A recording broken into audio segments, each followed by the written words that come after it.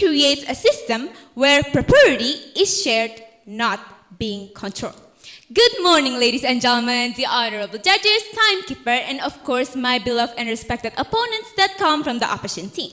So in here, ladies and gentlemen, as the government whip, I will make a conclusion of our argument today that really proves that Koperasi Merah Putih improves economic equality in Indonesia. Before I jump right into the conclusion, I would like to give some rebuttal to the argument that come from the opposition team. First of all, ladies and gentlemen, they said that there is a huge gap between Java and Flores, right? Like they said, fishermen in Java is different from farmers in Flores. But ladies and gentlemen, that is the whole reason why Koperasi Merah Putih should exist. Because ladies and gentlemen, as what has been explained by the first speaker of our team, they already explained that Koperasi Merah Putih in here act as something to close the gap between unequal access between the Java and also Flores. Second, ladies and gentlemen, they say it being enrolled by the government.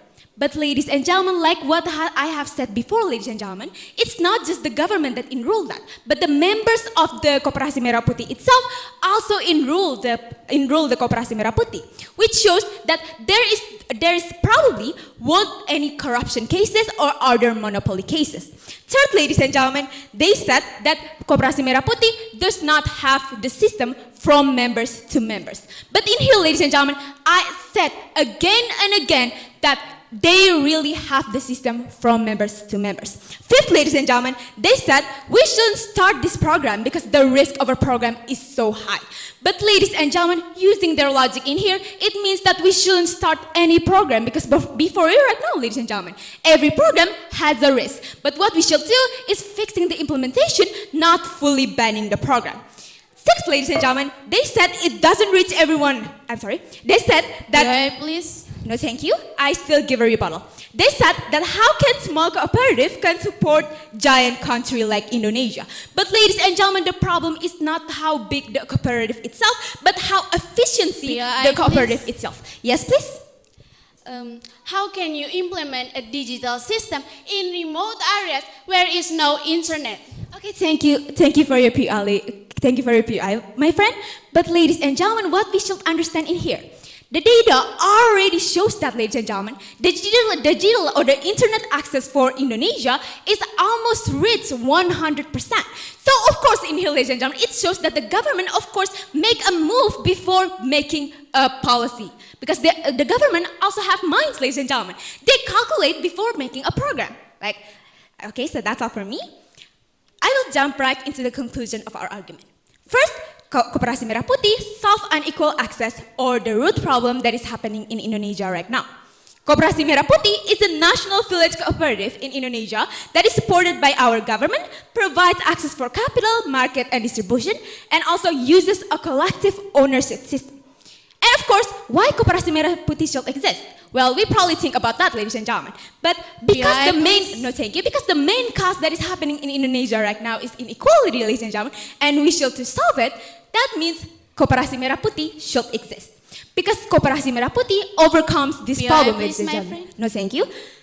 Because first, they providing capital, around 3 billion per cooperatives, and second, enabling collective selling for stronger bargaining power, and third, creating independent distribution, which is literally reducing the reliance into the middleman. PI, please, my friend. Yes, please. If the cooperative loses money, the members loses their saving. Isn't it risky for the poor people? Like I have said before, ladies and gentlemen, before I want to say thank you, but ladies and gentlemen, what we should understand in here, if a program have a risk, then we should stop implementing it. Then what we should fix is not the program itself, but our mentality. Because before you right now, ladies and gentlemen, every program have risk. And what we should do is fix the implementation and not just fully banning the whole program. Because if you're losing their logic in here, it means no program should be implemented. Okay, I will continue to my argument. Like I said, Koperasi Merah Putih really overcome this problem. And of course, they have a real impact, ladies and gentlemen, which is first, farmers and MSMEs no longer sell at a very low prices. Prices become more stable, become more stable and higher, and also production and transaction increase. So that's literally why Koperasi Merah Putih should exist. And we're probably wondering, what about the general cooperatives? Well, ladies and gentlemen, this has been explained by the friend. first speaker of our government. Yes, please? In the era of startup and e-commerce, is cooperative still relevant? Okay, ladies and gentlemen, thank you for your repeat. They said that cooperative is not relevant right now. Before we right now, ladies and gentlemen, let's see into the reality. Are cooperative does not relevant? Before we right now, ladies and gentlemen, we have to think of cooperative as something to literally building our country. And if we said it is not relevant, what we should fix is our way of thinking. Okay, I will continue to my argument. What about the general cooperatives, ladies and gentlemen?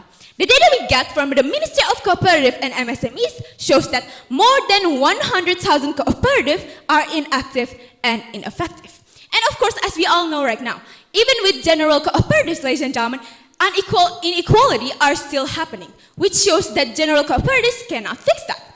That's why, ladies and gentlemen, our government have a new thing, which is Koperasi Merah Putih, to really solve this problem.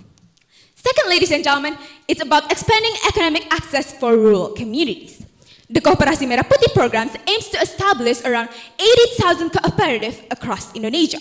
And these cooperatives function as microfinancing providers, local distribution centers, and also economic hubs for small businesses. And of course, because many of rural communities previously excluded from formal banking system, they can now access capital and also participate in economic activities, which directly reduces financial exclusion that is literally happening in Indonesia right now. Third, ladies and gentlemen, reducing the urban and rural economic gap. Ladies and gentlemen, as you all know, Indonesia has long faced a structural imbalance where economic growth is concentrated in urban areas and also not rural areas, ladies and gentlemen, which makes many rural areas often lack of market access, investment, and even infrastructure to support them. But ladies and gentlemen, this is literally the whole point why Koperasi Merah Putih should exist. Because with Koperasi Merah Putih, economic activities is decentralized, allowing wealth to be generated and circulated within the villages, which is literally narrowing the gap between urban and rural areas. Okay, so that's all from me. Thank you very much for your attention. Okay, thank you so much for the third speaker from the government team. Now, for the third speaker from the opposition team to deliver your arguments. Okay, thank you, moderator, honorable judges, ladies and gentlemen. As the third speaker, I'm here to close our case. But first, I must respond to the third speaker of the government team. They keep saying that Koperasi Merah Putih is the only way to save our economy. But this is wrong. They talk about equality, but they forget that forced equality from the top is actually control. They ignore the fact that our country has a lot of debt and many failed government projects like the food estate. Their arguments just broken dreams that ignore the real problems in our villages. Furthermore, ladies and gentlemen, the government fails to show us the real problems in our villages. Ladies and gentlemen, they are asking us just trust the Sino giant while ignoring the thousands of local cooperatives that are already struggling and need help. Ladies and gentlemen, building a new bureaucracy is not solution, it's waste of our taxes. We cannot achieve true equality by silencing local voices and replacing them with single comment from Jakarta. Ladies and gentlemen, honorable judges, I stand here to fully unite the arguments of my team. I firmly support of my partner Fena because she is right. Indonesia is too diverse, one size fits all shoe. A giant cooperative from Jakarta, wisdom of people in regions like Flores, and forcing one model on everyone will cause only economic pain. Furthermore, I stand here with my second speaker, Safa. Please. No, thank you, my friends. Let me finish this part regarding the extreme of risk management. Ladies and gentlemen, as Safa mentioned, we cannot gamble with trillion of rupiah without total transparency. Ladies and gentlemen, the government asks us just trust the system, but history shows that trust without honesty leads corruption. please. No, thank you, my friends. I'm still explaining to corruption and waste of our taxes.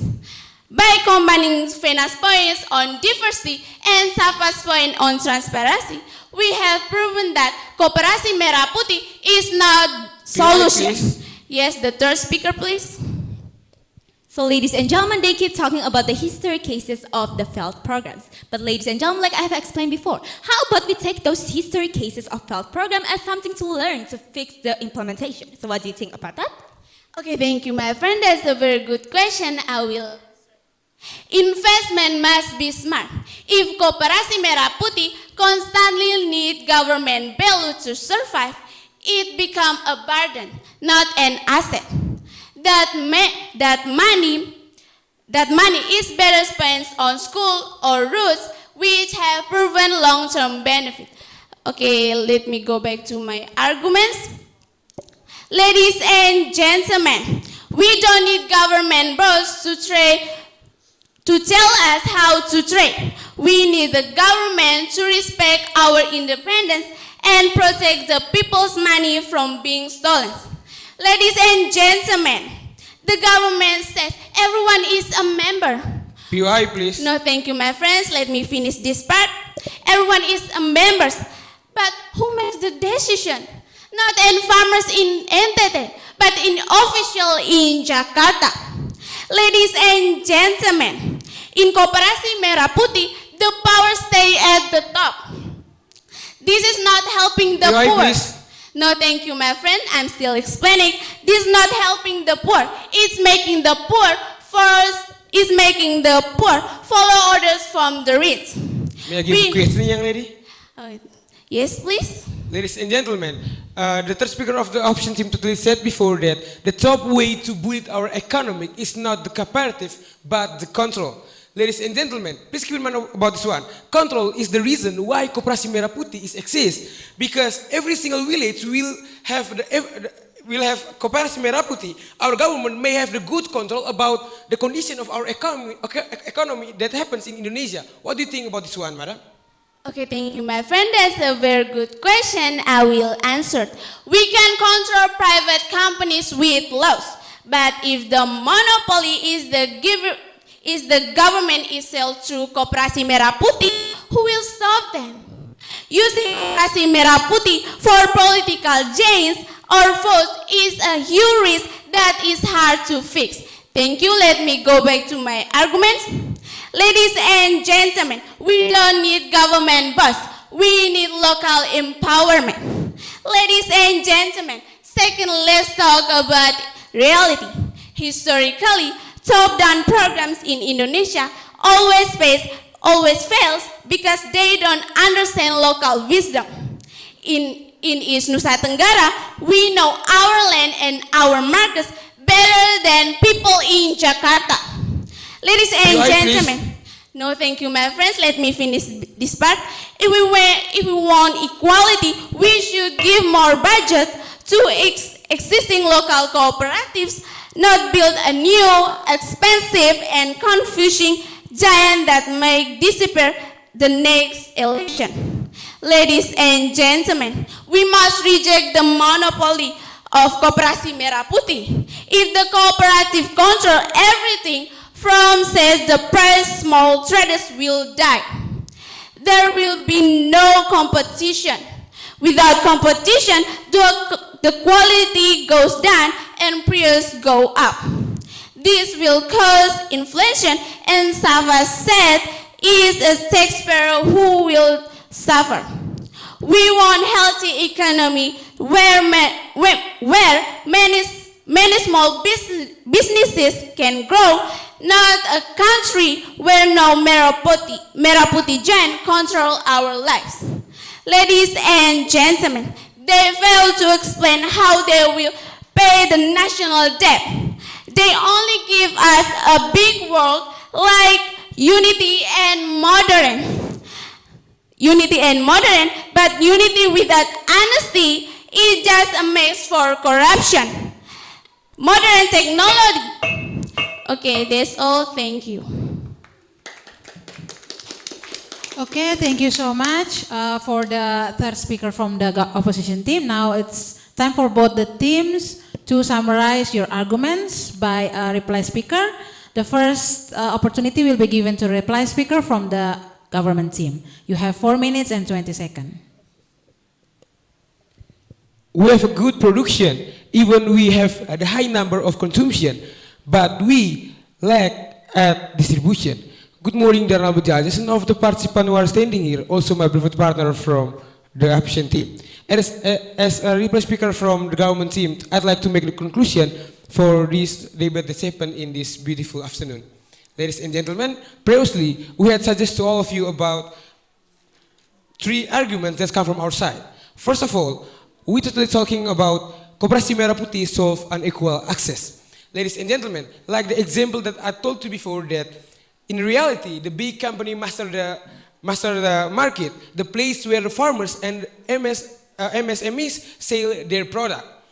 Ladies and gentlemen, to get income, they must to sell their product to the big companies. But the big problem that happens in this condition is the big company itself, as the distributors usually give the low prices. The low prices itself make our economy still in inequality condition.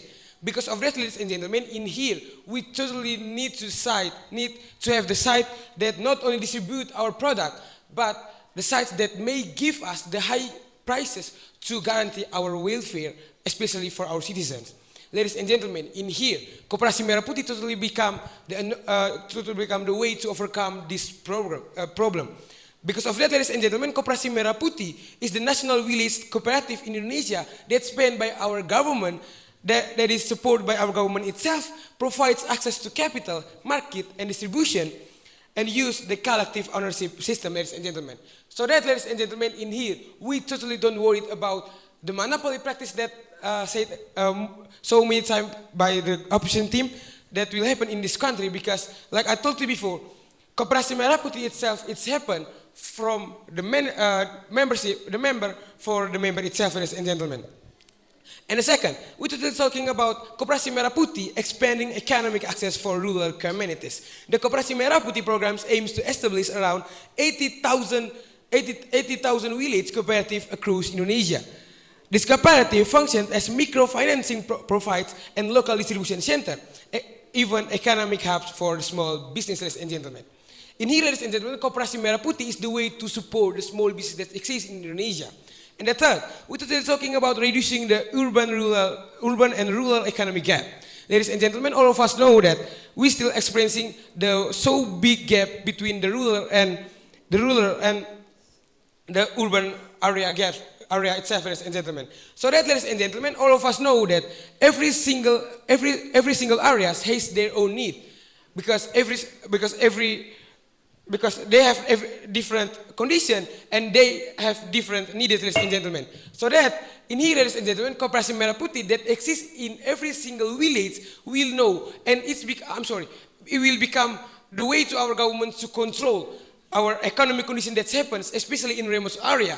So that, ladies and gentlemen, we totally don't worry about when the official ad in Jakarta, but the rural area it still exists with inequality condition, ladies and gentlemen. In here, ladies and gentlemen, Koperasi Merah Putih that test by every single village will solve the inequality problem, ladies and gentlemen. It totally shows us, ladies and gentlemen, we totally don't worry about the difference between NTT and Jawa. The fishermen in NTT, like the example that's come from opposition team, is totally different with the farmer in Jawa. The different condition itself makes us to have the cooperative in village that become the control of our government to know what's the condition and how they fix the condition itself. I think that's all for me. I'm Dovinono. Thank you very much. Thank you so much for the reply speaker from government team. Now it's time for the opposition team to sum up the arguments. Time is yours. Okay, thank you, moderator, honorable judges, ladies and gentlemen. Good attention are never substitute of sound economic policy. While the government team has painted an idealistic portrait of Koperasi Merah Putih, they have fundamentally failed to address the structural flaws that make this program a mere cosmetic fix rather than solution to Indonesia's systematic inequality. Ladies and gentlemen, the government team claimed that these cooperatives research everyone, but in reality, many small businesses are still left behind. They offer one-size-fits-all solution that doesn't work of our diverse economy. Ladies and gentlemen, the plan to establish a massive Koperasi Merah Putih under the new administration carries a high risk of political intervention. When cooperative is too closely tied to ruling government, it often becomes a tool, political gain, rather than pure economic movement. Ladies and gentlemen, we want efficiency, not just the government control. History shows that when the states to control distribution, it often leads bureaucracy and waste. Private trades are often faster and more efficient than government workers. We don't need government's help,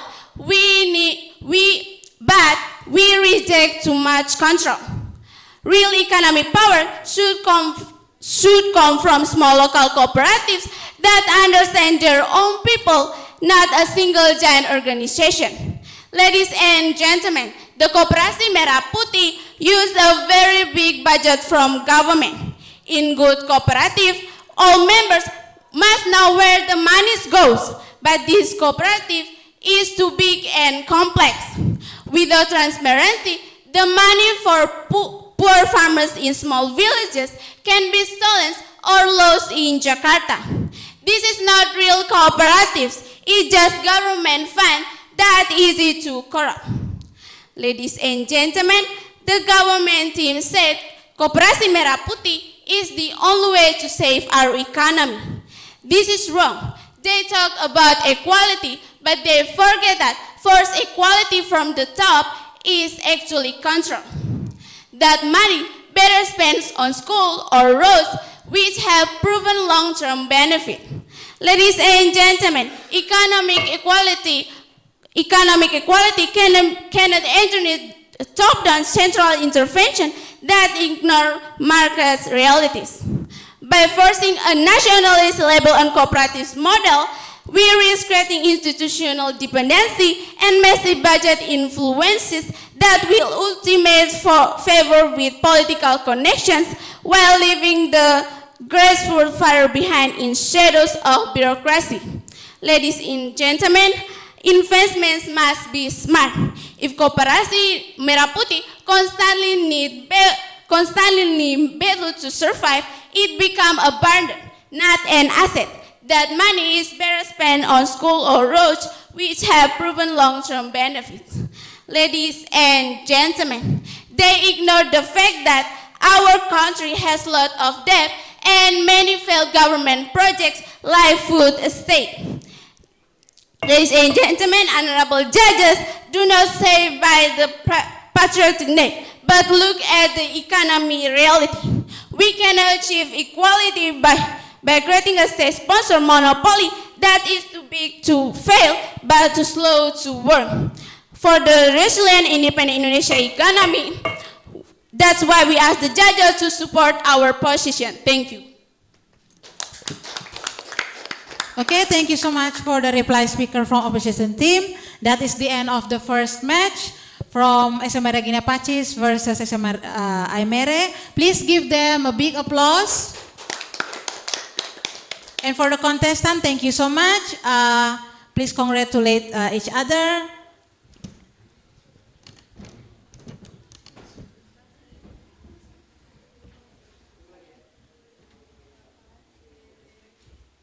Okay, and you are allowed to go back to your seat.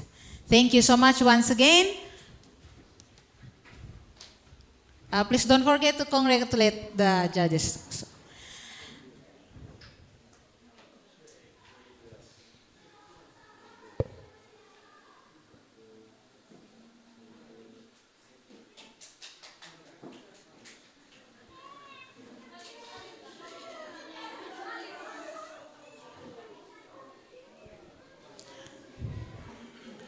Okay, thank you so much. Now we're moving to the second match. And for the committee members, please ask the next participants to join us in the room because we will begin the second match of this debating competitions.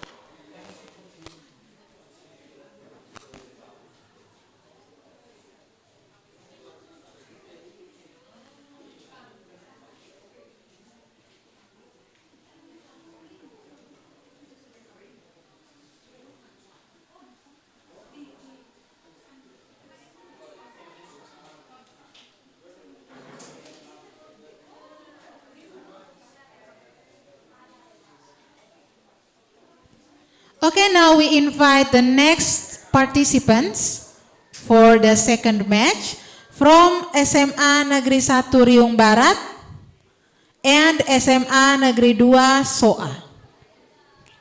For the participants, you are allowed to enter the room.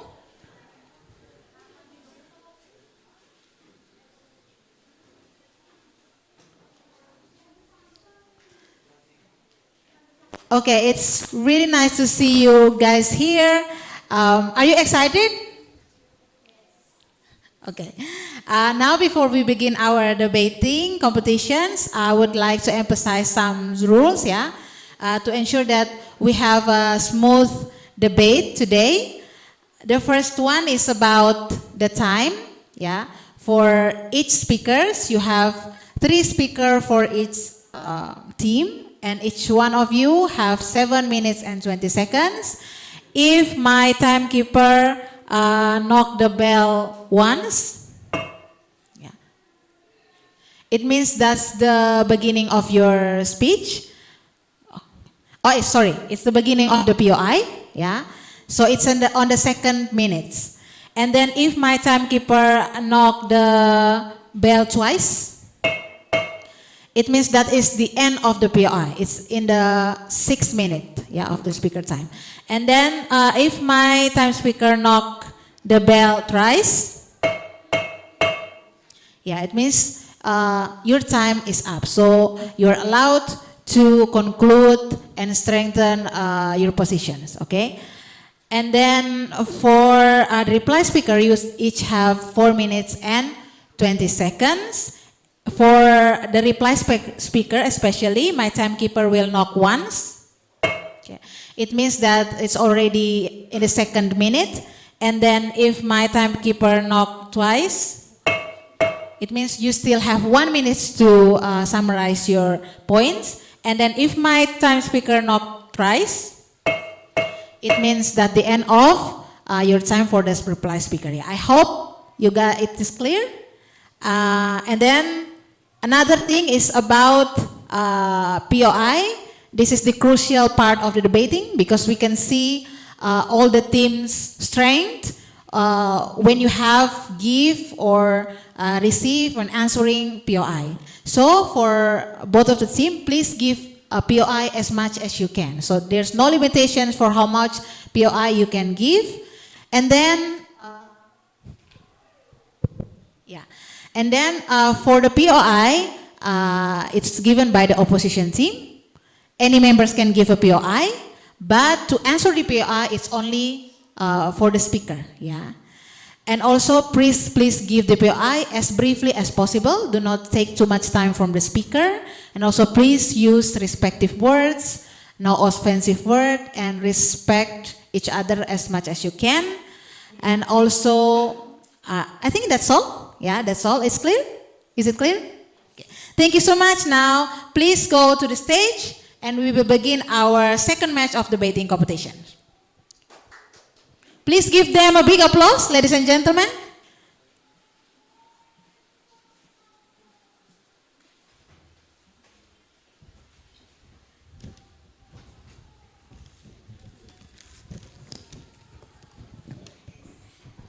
Okay, the second match motion will be this house support the use of AI in the learning process at school. Once again, this house support the use of AI in the learning process at school with SMA Negeri 1 Riung Barat as a government team and SMA Negeri 2 SOA as the opposition team.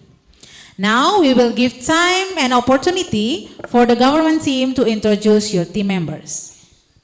Okay, good afternoon, ladies and gentlemen. Thanks for the time and opportunity given to our team.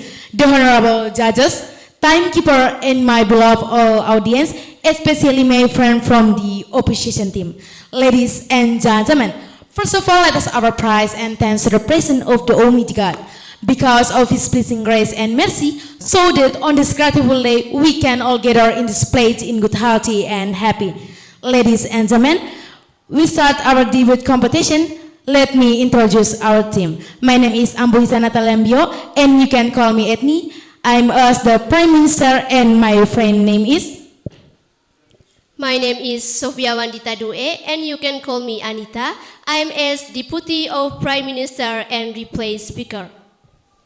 My name is Maria Angelina Zampi. You can call me Maya, and I'm as government whip. That's all, and thank you. Okay, thank you so much for the government team. Now we will give time and opportunity for the opposition team to introduce your team members. Okay, thank you. It's the first.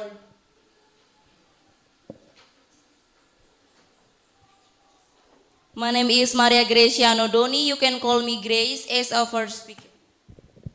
My name is Ira as a second speaker. My name is Chelsea as other speaker. That's all, and thank you. Okay, thank you so much for the opposition team. Now we will begin our match.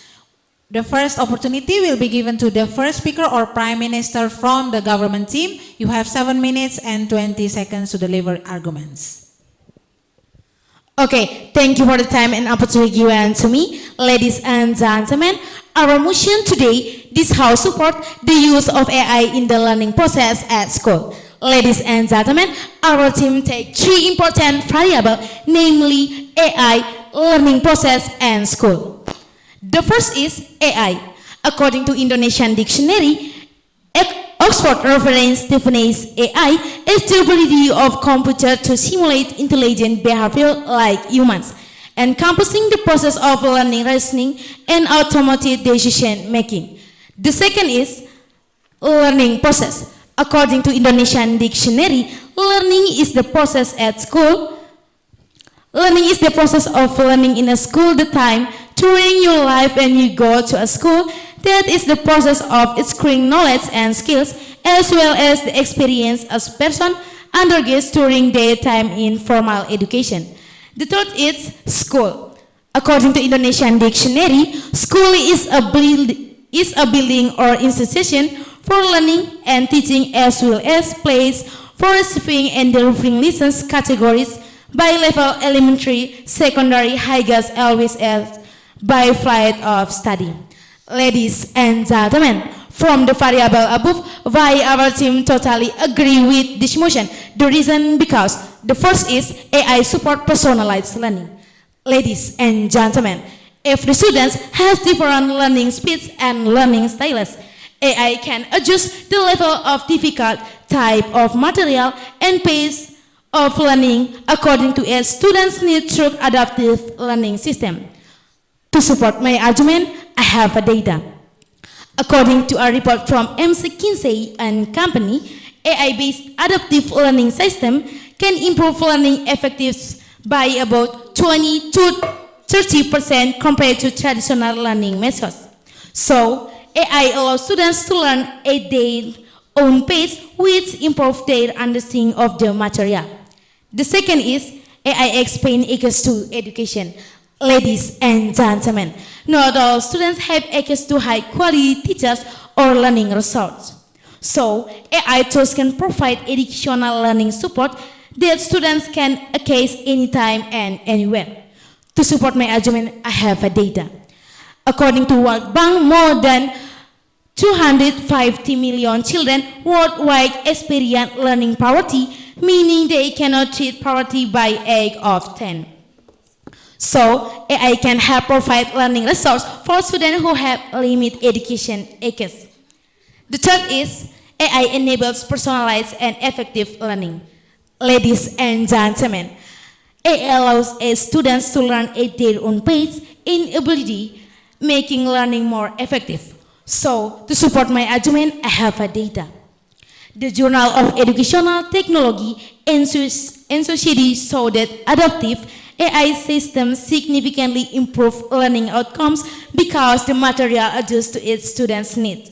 So, struggling students get extra support, fast learning get more challenge tasks, learning becomes fairer and more optimal. The fourth is AI prepares students for the future workforce. Ladies and gentlemen, AI lays skills that are critical for modern jobs. Future of Jobs Report 20 and 23 by the World Economic Forum says that 87 million new jobs will require AI and technology skills. So, using AI in schools prepares students to be compliant and ready for global challenges, not left behind in the digital era. To support my argument, I have a data. Future of Jobs Report 20 and 23. Education is not just the transfer of information. Education is preparation for the future. Rejecting AI is the time as rejecting students opportunities to learn better, work smarter, and contribute to our world increasingly driven by technology. The fifth is AI support personalized learning. Ladies and gentlemen, every student has different learning speeds and learning styles. AI can adjust the level of difficult type of material and pace of learning according to each student's needs through adaptive learning system. To support my argument, I have a data. According to a report from McKinsey and Company, AI-based adaptive learning system can improve learning effective by about 20 to 30% compared to traditional learning methods. So, ladies and gentlemen, AI allows students to learn at their own pace, which improves their understanding of the material. The second is AI application can help access information in learning. Ladies and gentlemen, the use of AI application in learning can facilitate students' input and comprehensive access to information. With AI, students no longer need to manually sift through multi-source because AI need to manually speed through multi-source because AI can summarize, explain, and present relevant information quickly, efficiently. Ladies and gentlemen, furthermore, AI can explain material at varying fast of difficult and eye-frame styles. So, students who don't understand difficult and in-frame styles, students who don't understand on explanation in a textbook or team of teachers can request further explanation until they truly understand. This flexible access means that learning process is no longer limited by time and place. To support my argument, I have a data. 75% students in Indonesia have used AI in their learning process, especially to search for and understand academic material. Ladies and gentlemen, AI enables personalized and effective learning. AI allows students to learn at their own pace and ability, making learning more effective.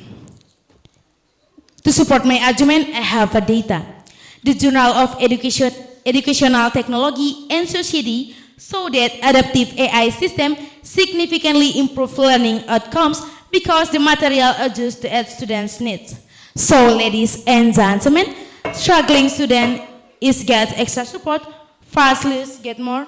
So, ladies and gentlemen, that's why our team totally agree with this motion. That's all, and thank you. Okay, thank you so much for the first speaker from the government team. Now it's the time for the opposition team to deliver your arguments. Time is yours. Okay, thank you for the time is given. AI is technology in the world of computer science to enable computer system to mechanize to intellectual abilities such as learning, reason, problem solving, and decision making.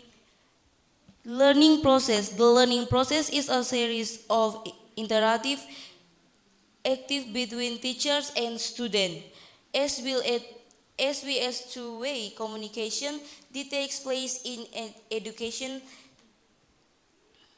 setting to achieve a learning objective.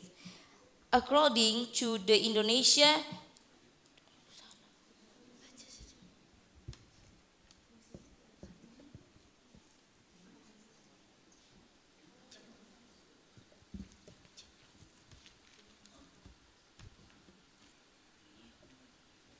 in the learning process in Indonesia school is collective regulated under several key ledger framework.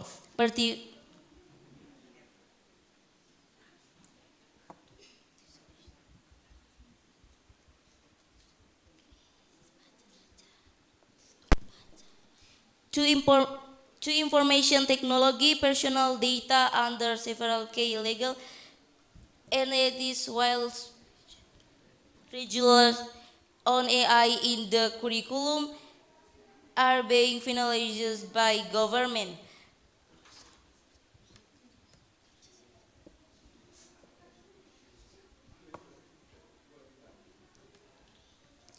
Sectoral regulation and guidelines AI ethics.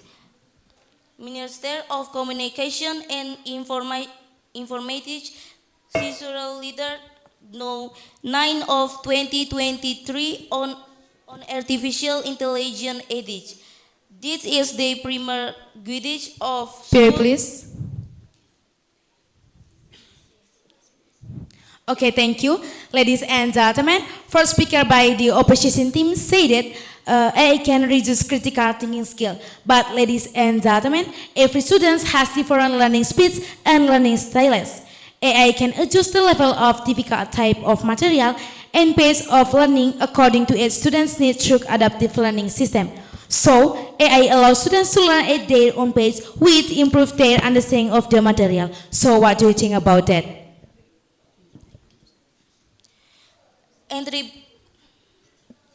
Attribution and transparency result from generative AI maths no be directly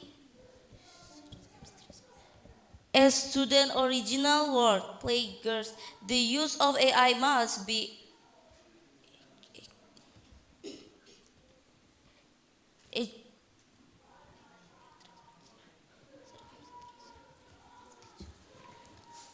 role of teachers. AI must to completely replace the role of educator in achievement and learning.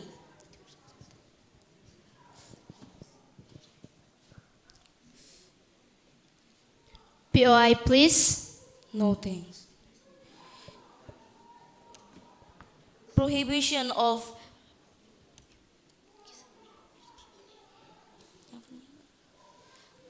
overall AI in school is POI, please. yes. Okay, thank you. Ladies and gentlemen, the speaker from the opposition team reject this motion and she don't agree with this motion. But ladies and gentlemen, we must to know that the using of AI application on the learning process is have a several positive impact. One of them, AI application helps students and teachers in remote school who lack textbooks. So ladies and gentlemen, in this situation, student or teacher can use AI to access information or material about learning process. So how do you think about that?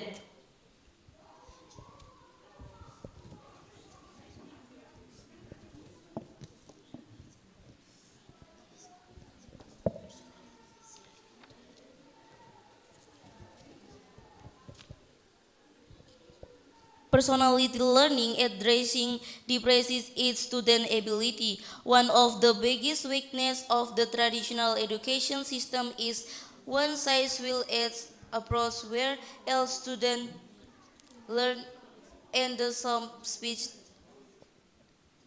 despite differing abilities. AI enables adaptive learning, a system that edits materials, difficulty levels, and learning methods based on individual student. POI, please. Yes. Okay, thank you. Ladies and gentlemen, the first speaker always from the opposition team always, ladies and gentlemen, their team is totally disagree with this motion, but their argument is not support their position. So how do you think about that?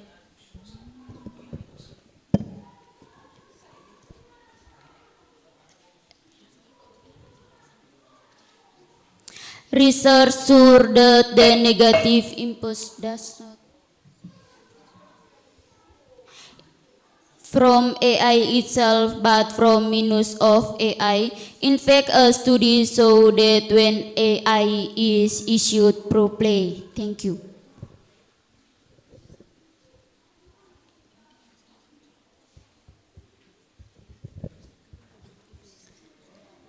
However, education is not about making this.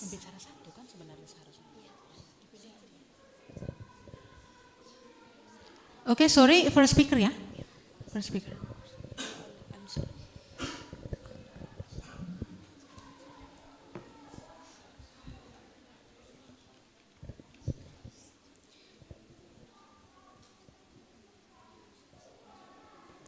AI-based learning system can improve the effectiveness of personalized learning by up to 50% compared to traditional methods.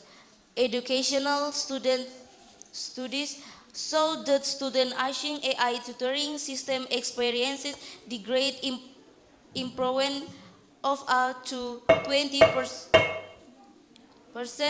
compared to conventional learning. That's all. Thank you. Okay, thank you so much for the first speaker from opposition team. Just to remind you ya,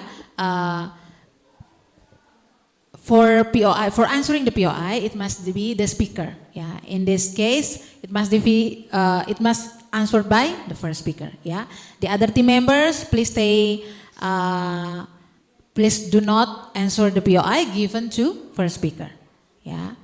POI from the opposition team can be given by any team members, but to answer the POI should be the speaker who speaks. Okay?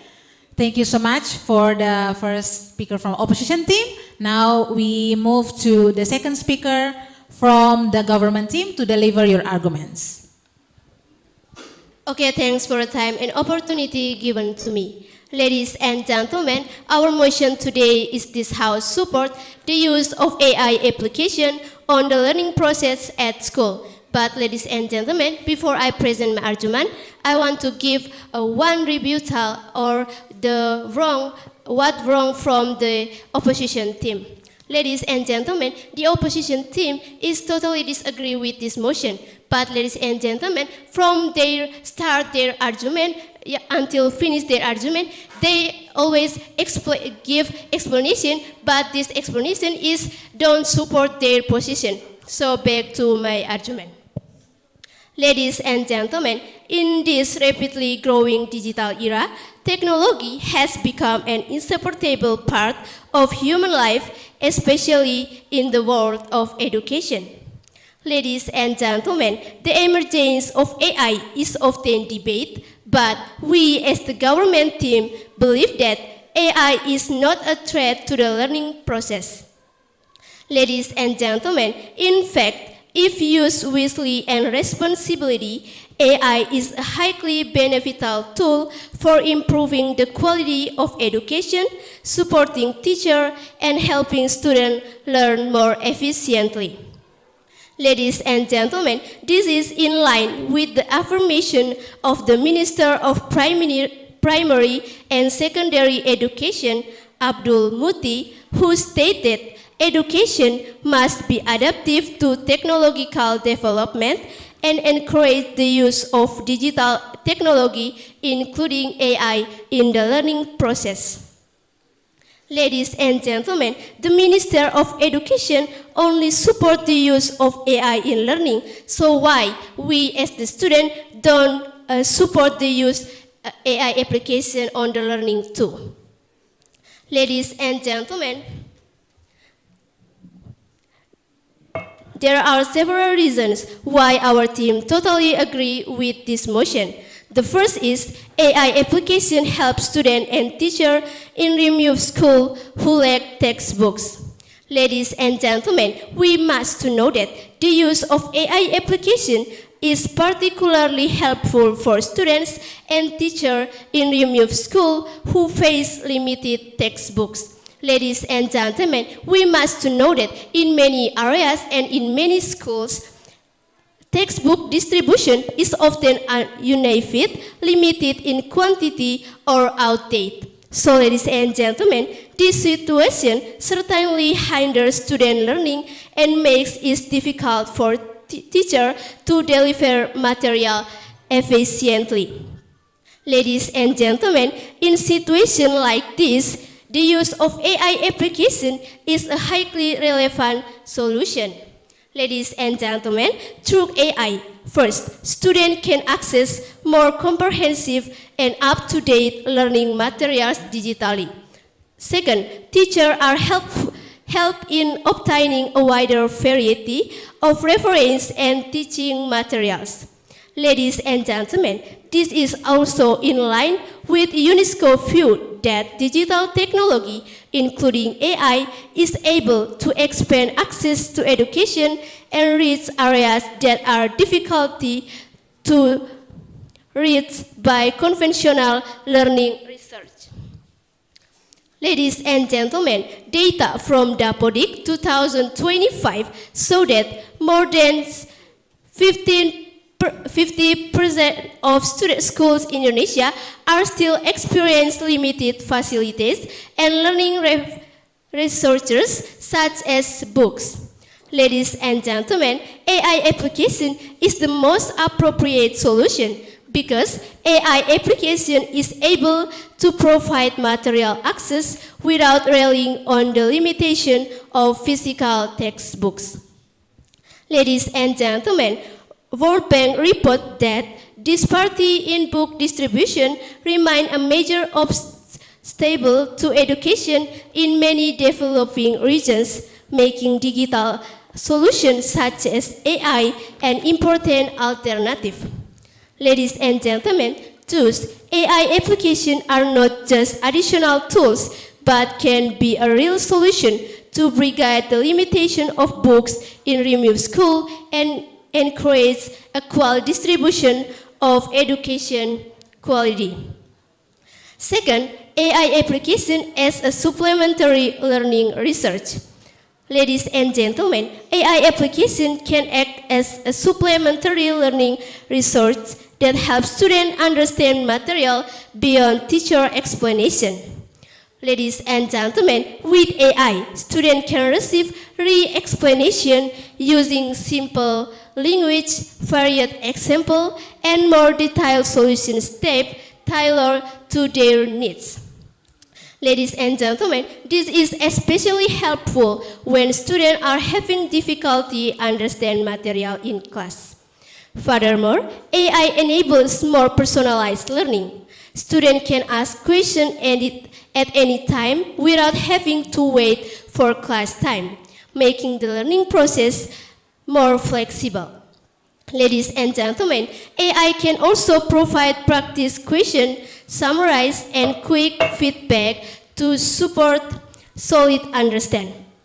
Ladies and gentlemen, a pilot study cited by the World Economic Forum showed that the use of AI application in education can even improve learning outcomes by up to 65% through a more adaptive and personalized approach.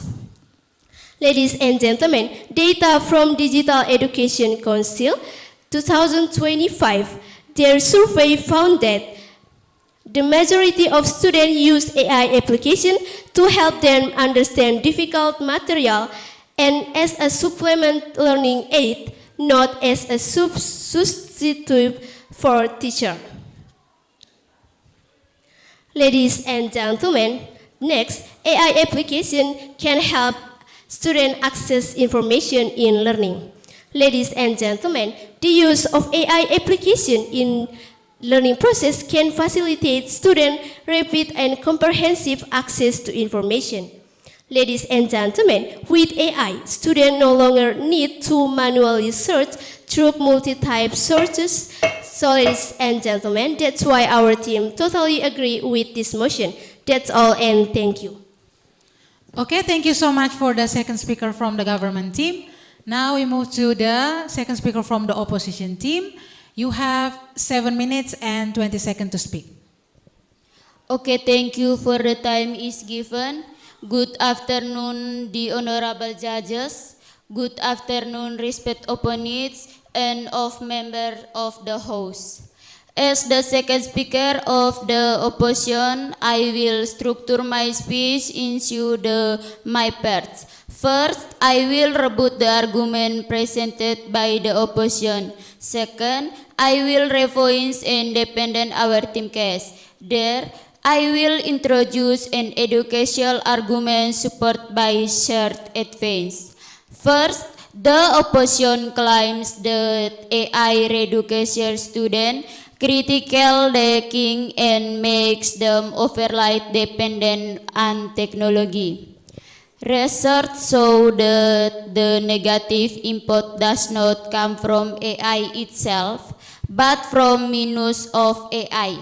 In fact, a study showed that when AI is used properly, it equality in student management and learning our real-time feedback and adaptive learning systems. Second, the opposition argument that AI can make learning to issue and reduce effort. However, education is not about making this deflect, it is about making learning effective.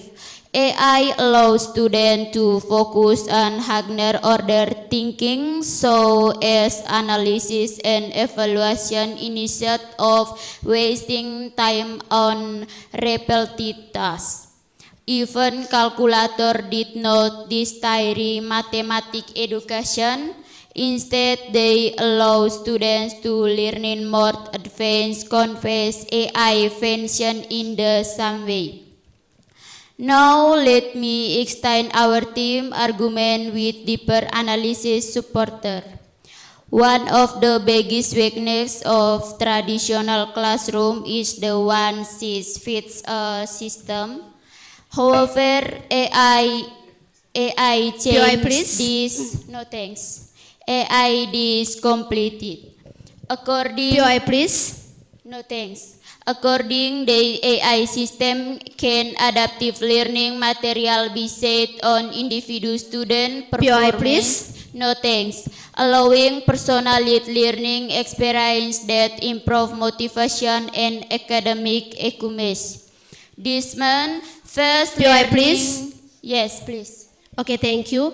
Ladies and gentlemen, here their team is opposition team. But ladies and gentlemen, your team always give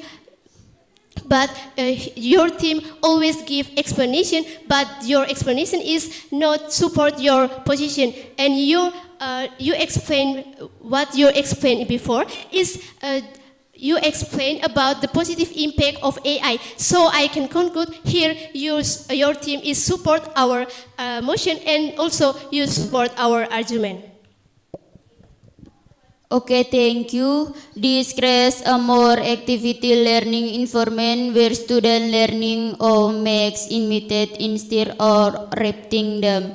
The opposition after frames AI as rippling teacher is not include AI does not ripple teachers is improve team. Students highlight the AI help out team administrate that sex as grading and data analysis, allowing teachers to focus more on the creativity and student encouragement. So instead of reducing the role to officer, is AI equality strengthen the quality of teaching.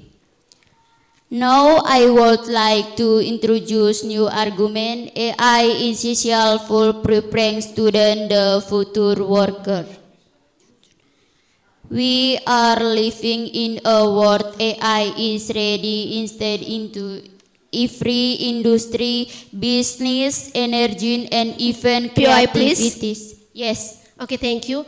I want to emphasize that your team is the opposition team, so your team must to give the reasons or explanation to support your position. And your reason before that you explain is support our position, not support your position.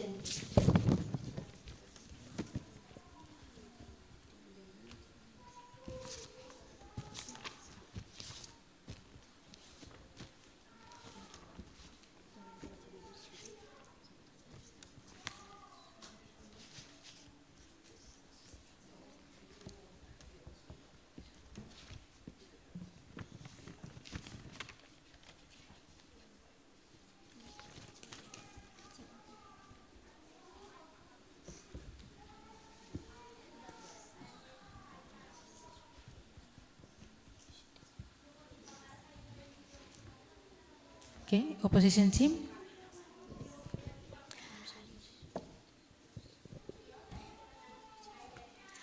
Personalized learning, better academic perform in class evenings.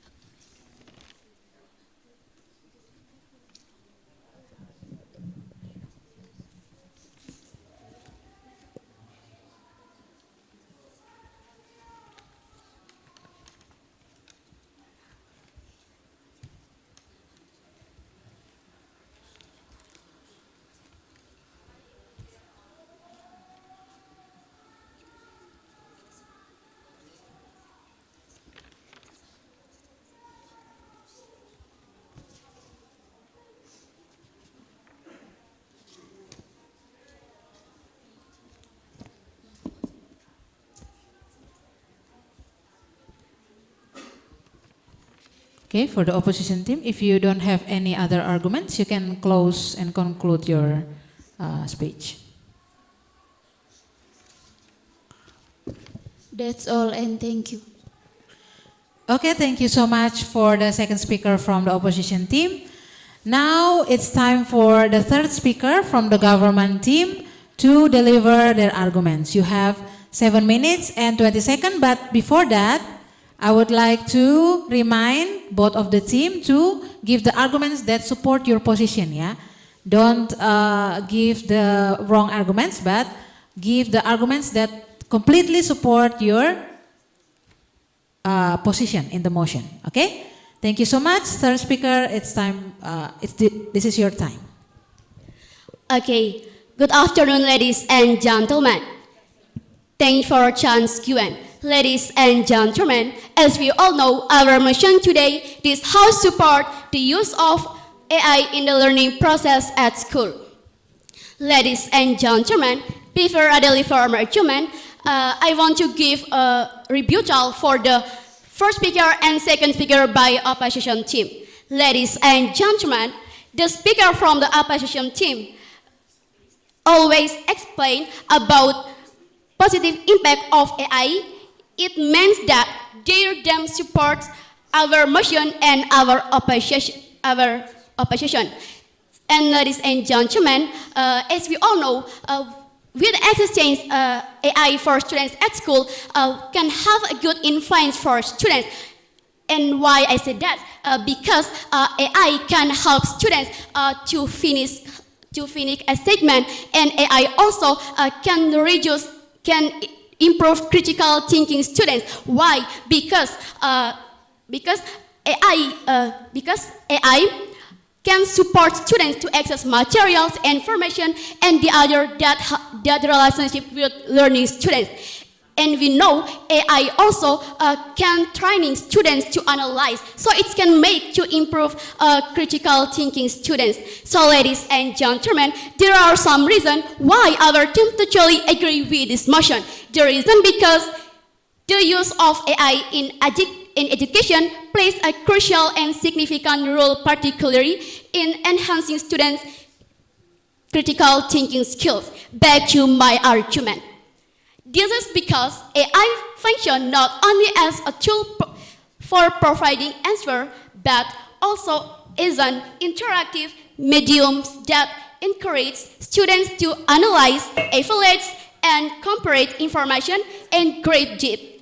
In modern learning, students are no longer positive subject how must verify the accuracy of the information generated by AI. This directly training depth critical thinking skills. Secondly, AI significantly improves students' academic achievement and learning outcomes. Ladies and gentlemen, the use of AI in learning process have significantly proven to substantially and measurably boost students' academic performance.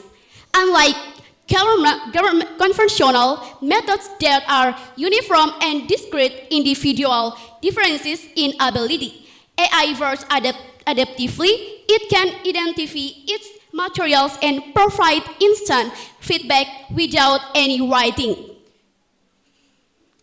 AI-based intelligent tutoring system allow slower students to receive within a single platform.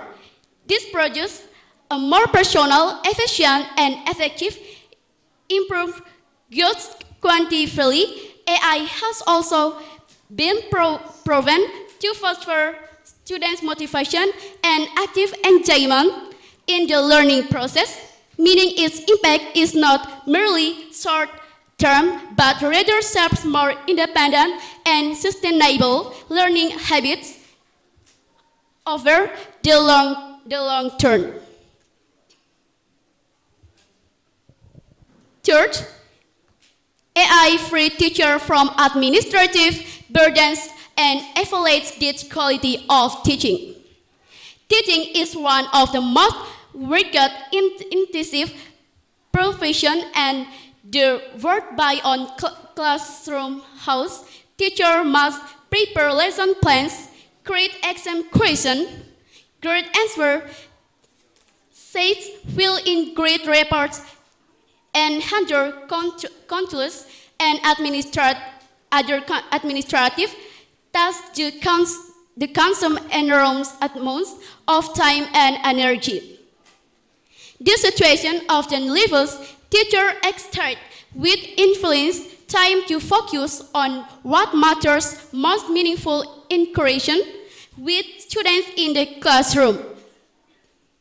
This is where AI steps in is a strategic solution by automating duration tasks such as question creation, grading, week set, development, and report generation. AI gives back the precious time that teachers so desperately need.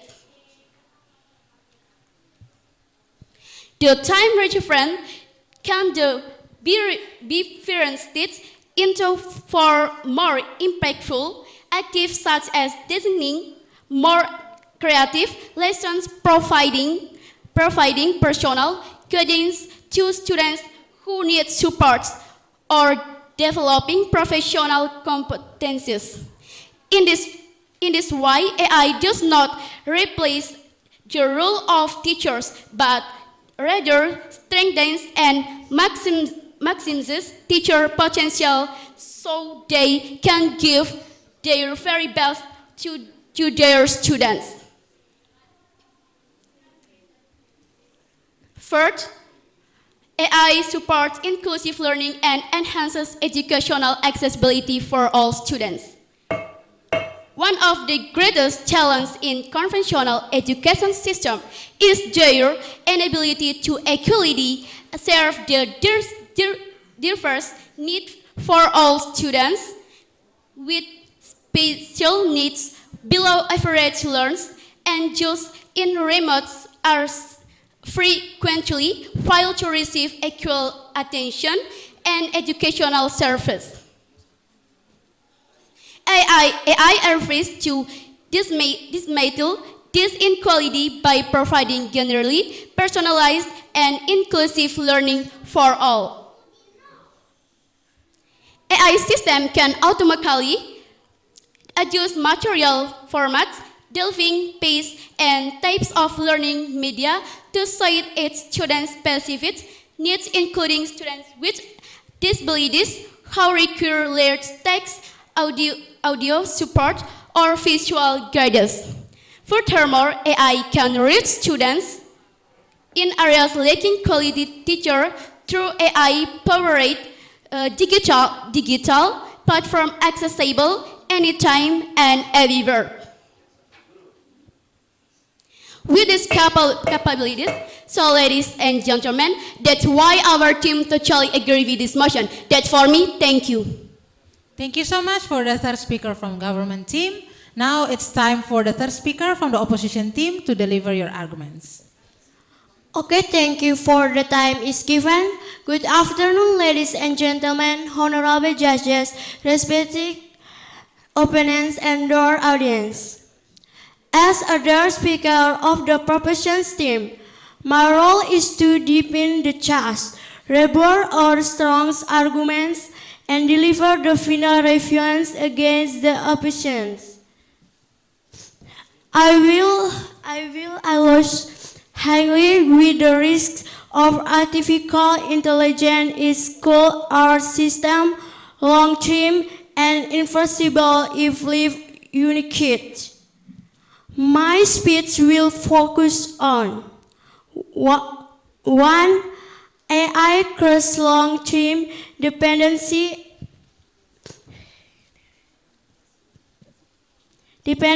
and weakens intellectual independence. 2.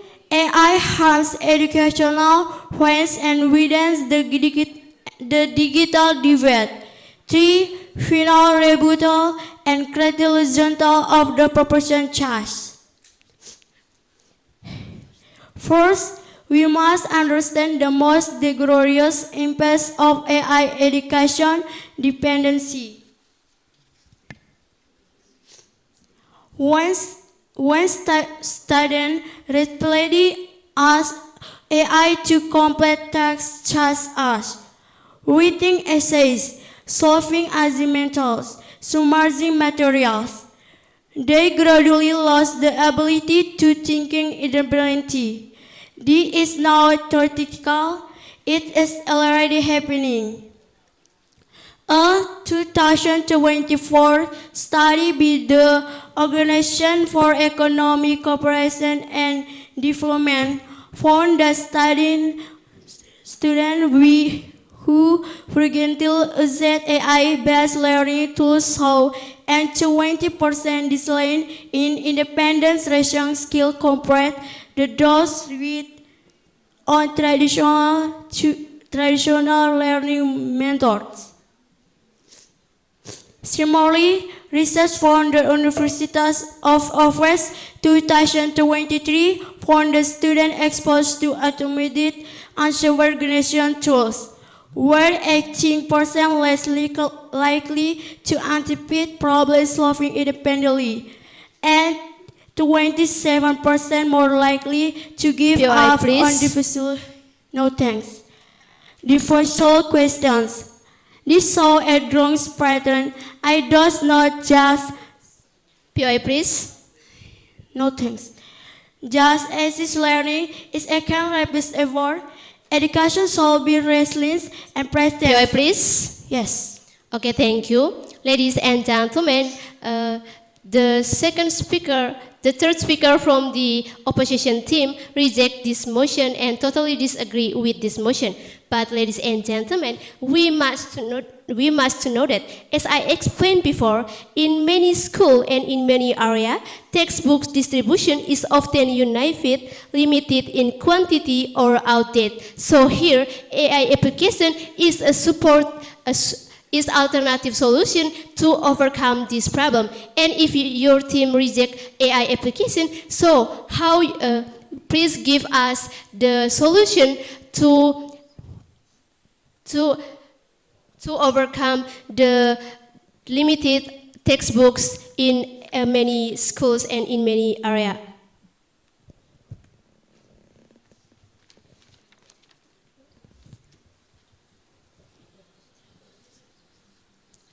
Okay, education should build lesson and practicing, but AI encourages the opposites, insight, gravitas, and structural thinking.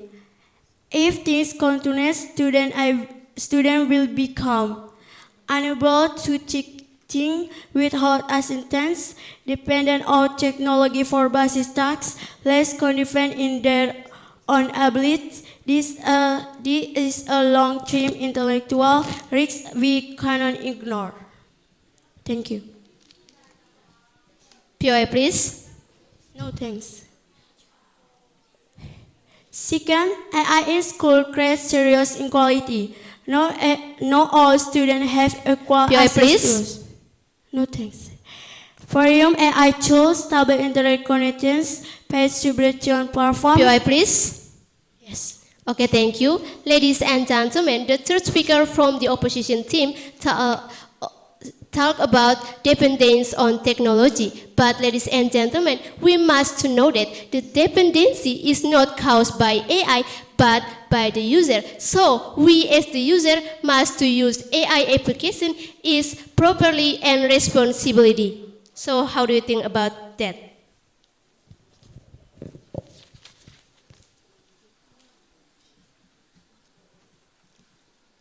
Now let me digitally respond to opposition's arguments and critically we all see is strong.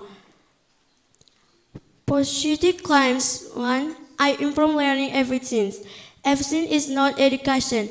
I stand for University Report 2023 found that will always improve tax complaints speed by 40%, student comprehension and retention dropped by 19%. This proves a critical point. Student may finish once, but they understand less. Education is not about speed, it is about mastery.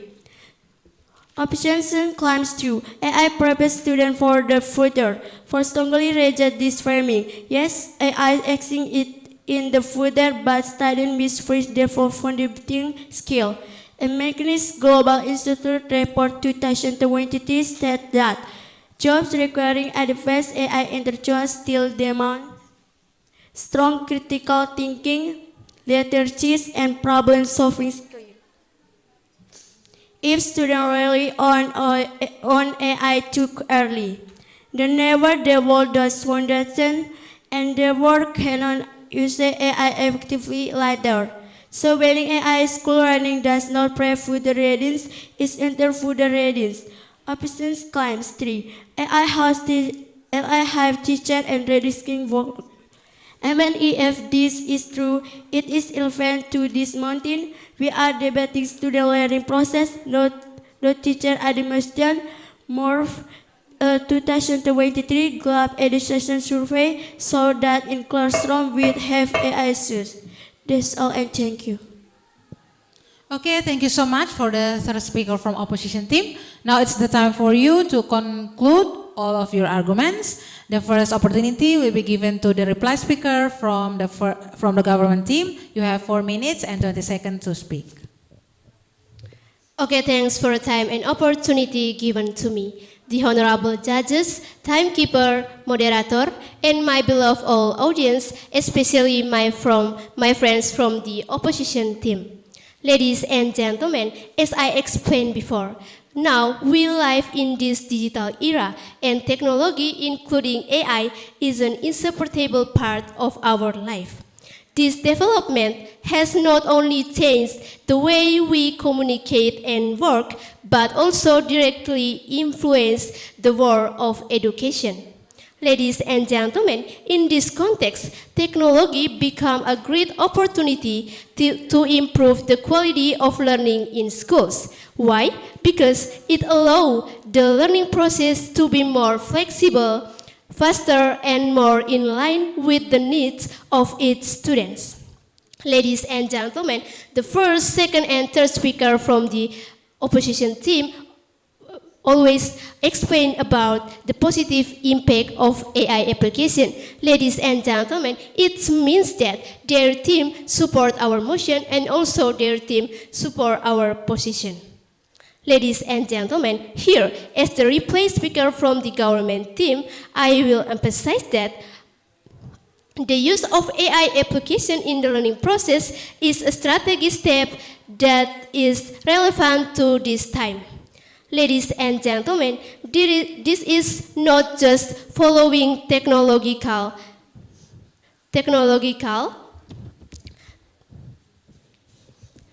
but is a forum of adjustment of the education system to be adapted to answer the challenge of an increasingly complex and information-based future.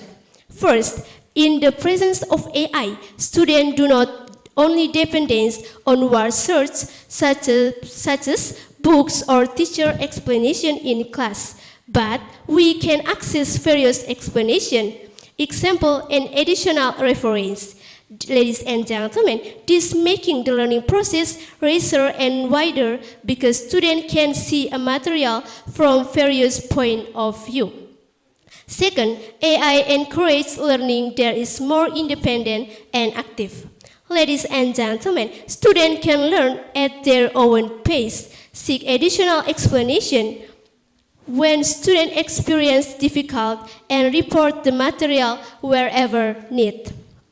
Third, AI increases the effectiveness of learning materials that are difficult to understand can be explained in a simple, more varied, and easier to understand way by the students. Ladies and gentlemen, in addition, AI can also help provide additional experience or example that support understanding concept so that learning process become more optimal. AI expand access to education. Ladies and gentlemen, not all students have access to high quality teacher of learning research. AI applications can provide additional learning support that students can access anytime and anywhere. Five, AI strengthens the teacher role in the learning process. With the help of AI technology, teachers are no longer fully burdened by the technical work such as making material or basic assessment. Ladies and gentlemen, the use of AI application in the learning process is not just a technological involvement. So, ladies and gentlemen, that's why our team totally agree with this motion. That's all, and thank you. Thank you for the good summarize from government team. Now it's time for the opposition team to sum up all your arguments. Time is yours.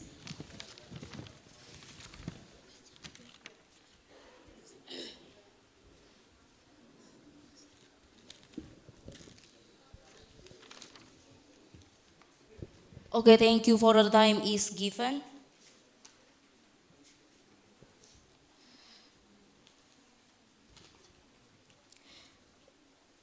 Education is not just about producing correct answer, it is about shaping myths that can think, ration, and go independently.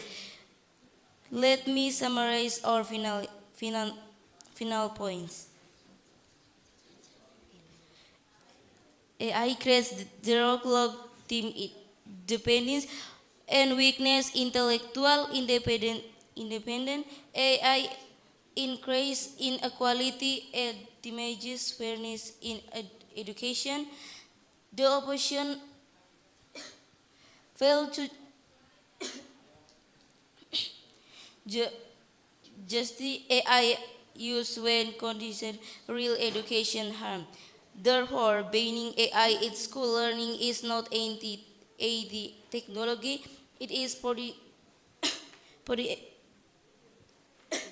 education, provenance, and practical thing. For this means AI in education benefits students who are already privileged, while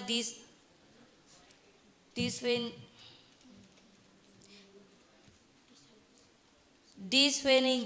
those who are not. In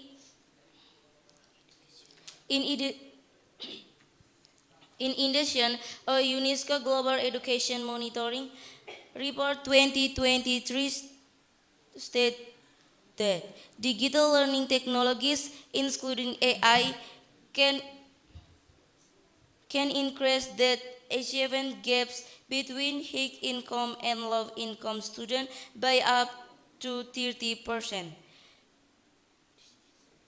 This is explicitly some training. Instead of reducing inequality, AI risks deepening it. In a fair education system, where students shall have equal opportunity to learn, success shall depend on either to access to technology. But AI shift education toward research-based learning, technology dependency, economic and equality in classroom. This violates one of the core principles of education fairness.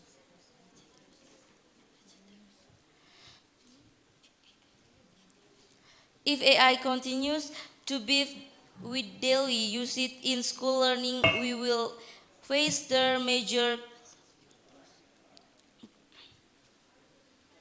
consequences. First, loss of independent thinking. Students will rely on machines instead of their own means.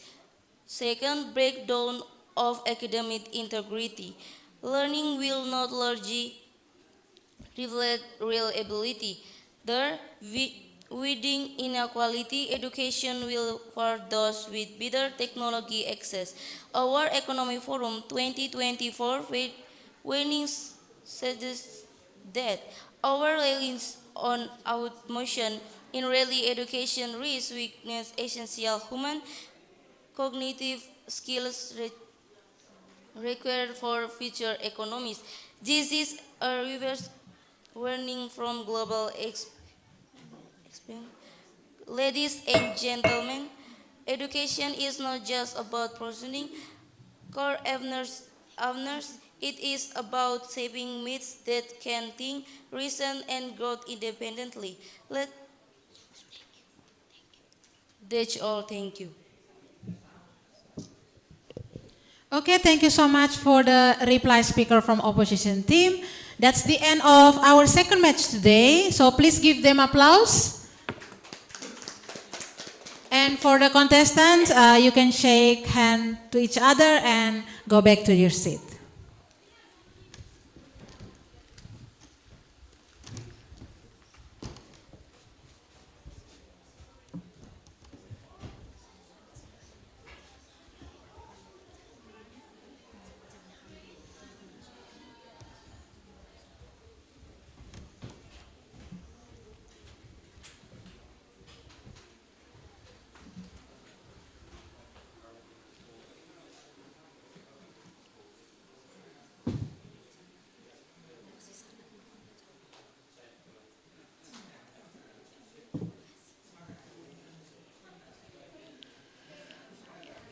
Okay, for all the participants, thank you so much for giving us a good performance.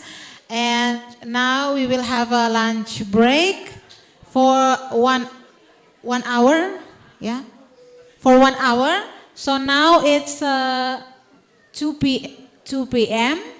So we will join here again at 3 p.m. because we still have 2 matches for today. And for the next contestant, for the third match, please take the motions at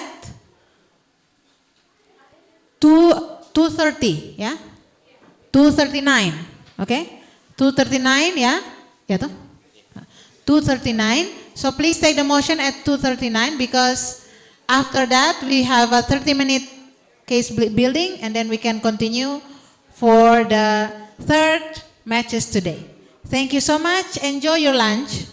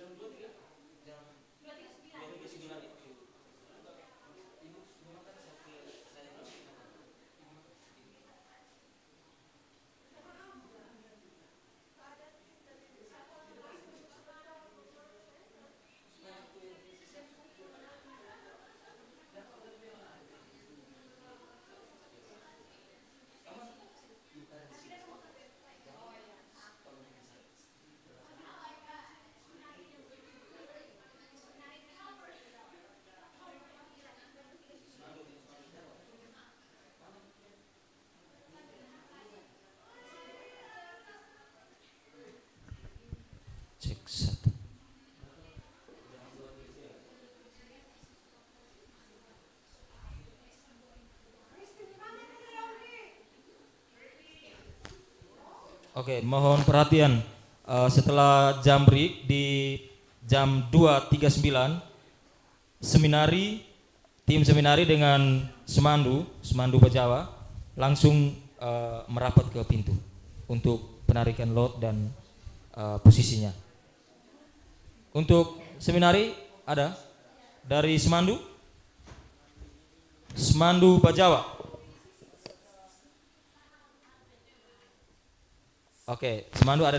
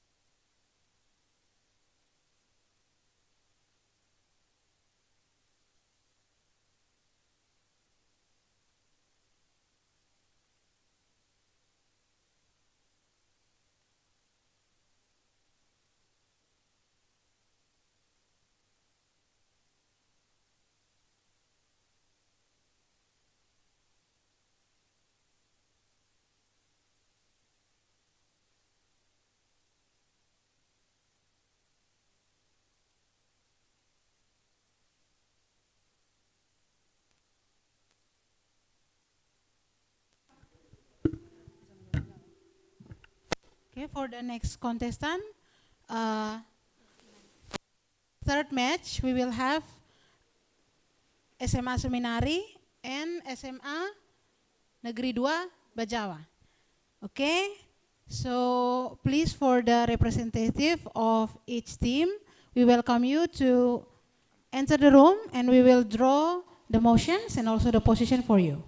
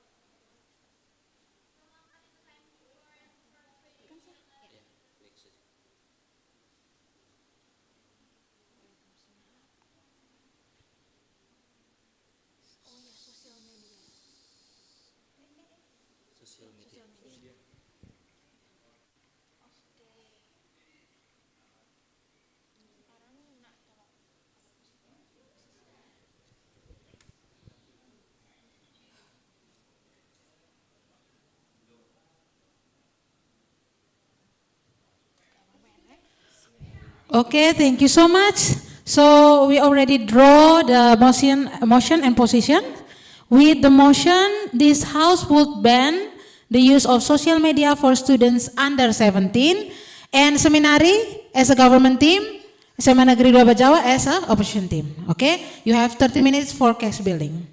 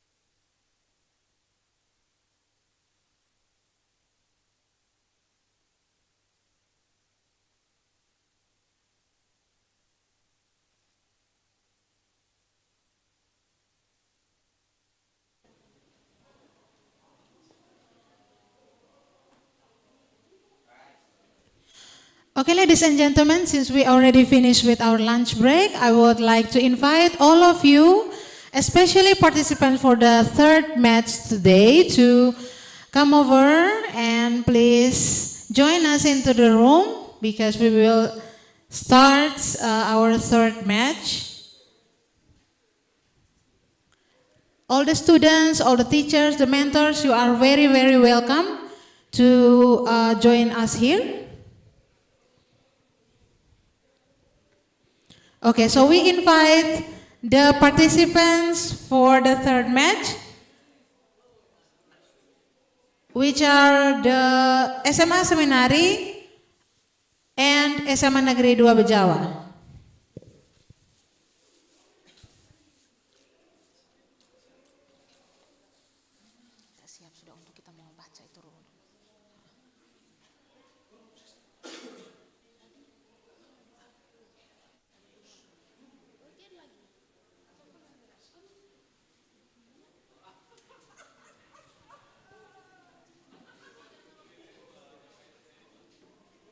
Okay, all the participants, you can join us. Okay, before we begin, before you go to the stage, I would like to ask you some couple of questions. Are you good? Are you excited? Are you ready? Okay, thank you so much. So I would like to emphasize some of the regulations to help ensure that our debate will be smooth as possible. The first one is about the time. So each speaker, you have 7 minutes and 20 seconds. So my timekeeper will signal the time. If my time speaker knock the bell once, it means your argument will start. And then if my time speaker knock the bell twice, it means that that's the time for POI. And then if my time speaker knock the bell 3 times, that is the end of POI. So you only have 4 minutes to give the interruptions to the other team. And then if my time speaker knock the bell, okay, that means your time is up. So you have to finish your arguments. And then for the reply speaker, you have 4 minutes and 20 seconds. If my time speaker knock the bell once, it means that you still have 3 minutes. And then if my time speaker knock the bell twice, it means you still have 1 minute and 20 seconds. If my time speaker knock the bell 3 times, it means that you have to finish your reply speaker. Okay, is that clear?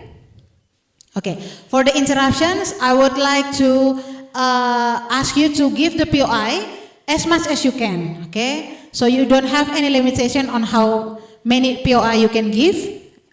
And for the POI, please give the POI as briefly as possible. Do not take too much time from the speaker. Yeah, we would like to ensure that the speaker have enough time to present their arguments. And then you should if the team give the POI, give you interruptions, you must accept it. But on the 3 times, on the 3rd attempt. Yeah. For example, if the opposition team gives your interruptions, yeah, once you can decline it, twice you can decline it, but 3 times you must accept it.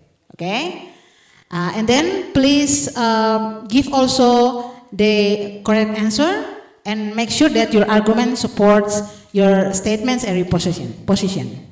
Okay, thank you so much. I think that's clear. Please go to the stage and take your position.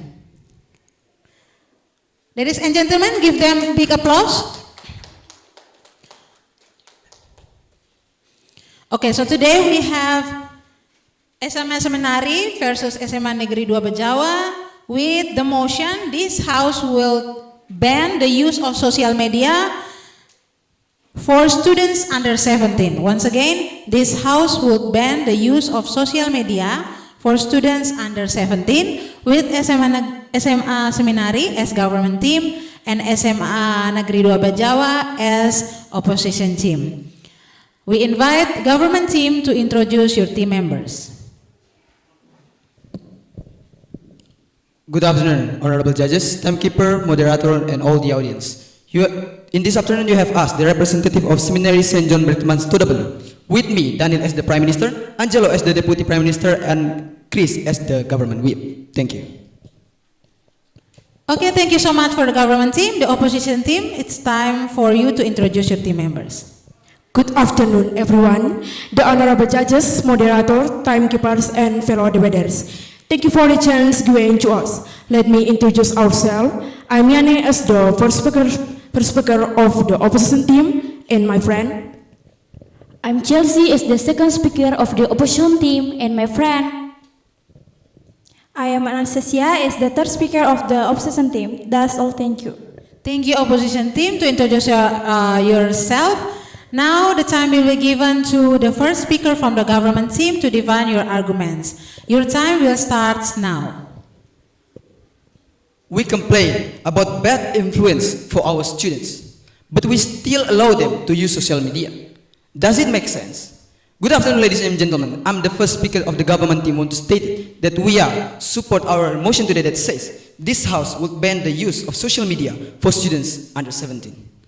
Before jump into my argument, let's take a look with the definition and parameter that I said. The first definition is ban. Ban means to stop someone or something to use or to access. The second one is social media. It is an interest-based digital platform that allows users to interact, share information, and create content in real time without geographical limitations.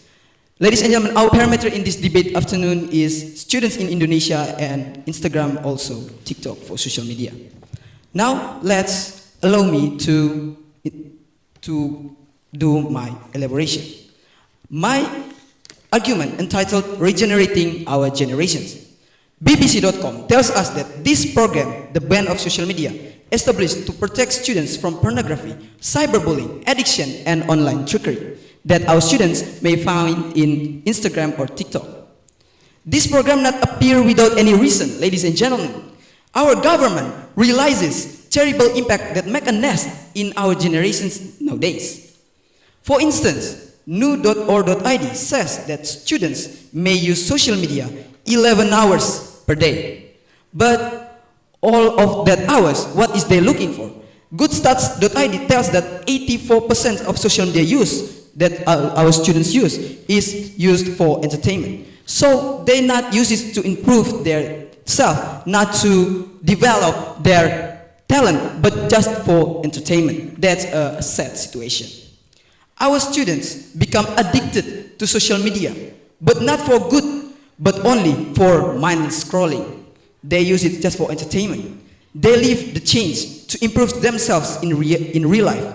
They throw away the reality just for mindless scrolling in social media. So that's why we have to ban the social media for our students under 17. Yes, please.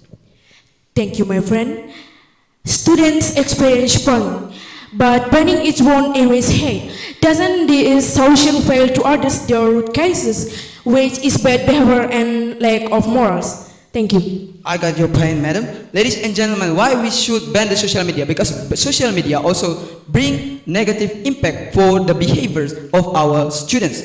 Journal of AI and Digital Business tells that one of the bad impact of social media is effect in language and behavior. Many students do something unpolite which rise to conflict. They do cyber aggression, and that's all nest in social media like Instagram and TikTok. So I think that's clear, madam. Let me continue to my argument. Like I stated before, our students become addicted to social media. POI, please. I just answer your POI. Let me continue. Our students become addicted to social media, but not for good, but only for mindless scrolling. They leave the chance to improve themselves in real life. No, thank you. They throw away the reality. Ladies and gentlemen, not only addicted case, but however, our students also do cyber aggression in Instagram or TikTok.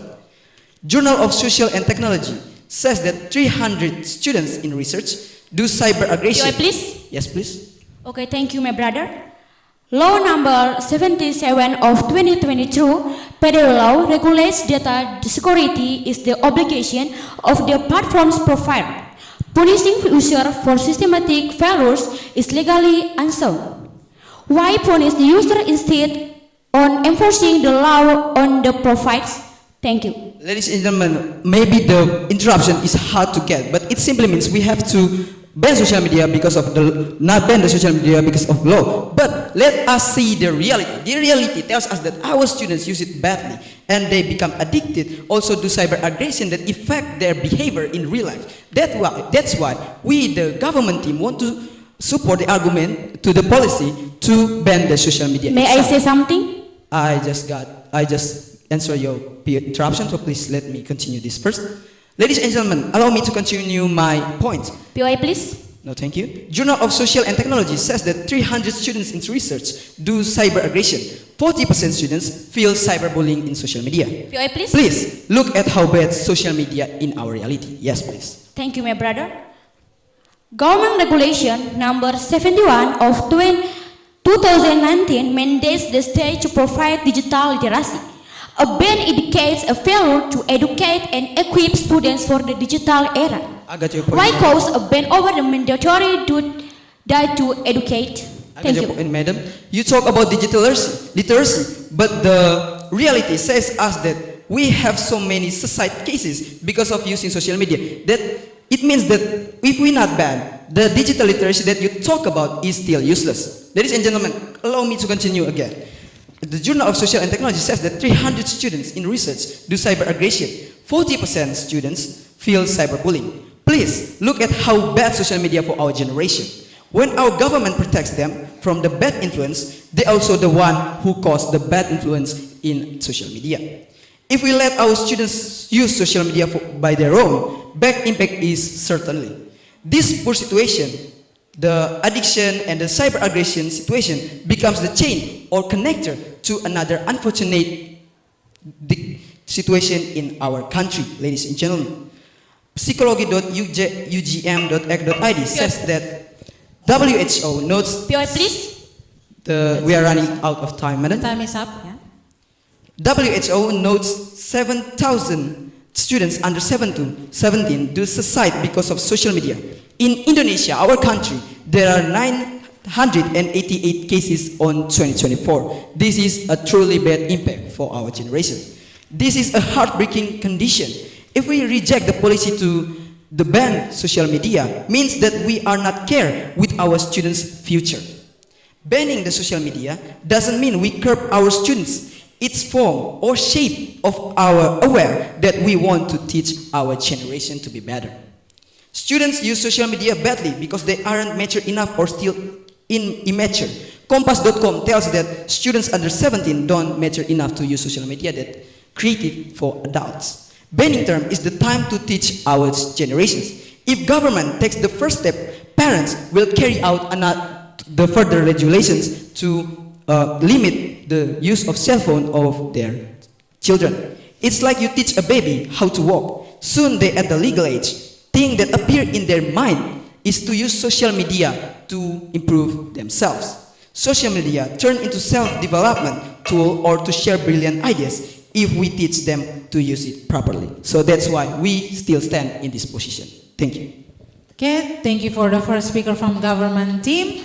Now it's time for the first speaker from opposition team to give your arguments. Good afternoon, everyone, the honorable judges, moderator, timekeepers, and fellow debaters. Thank you for the chance that given to us.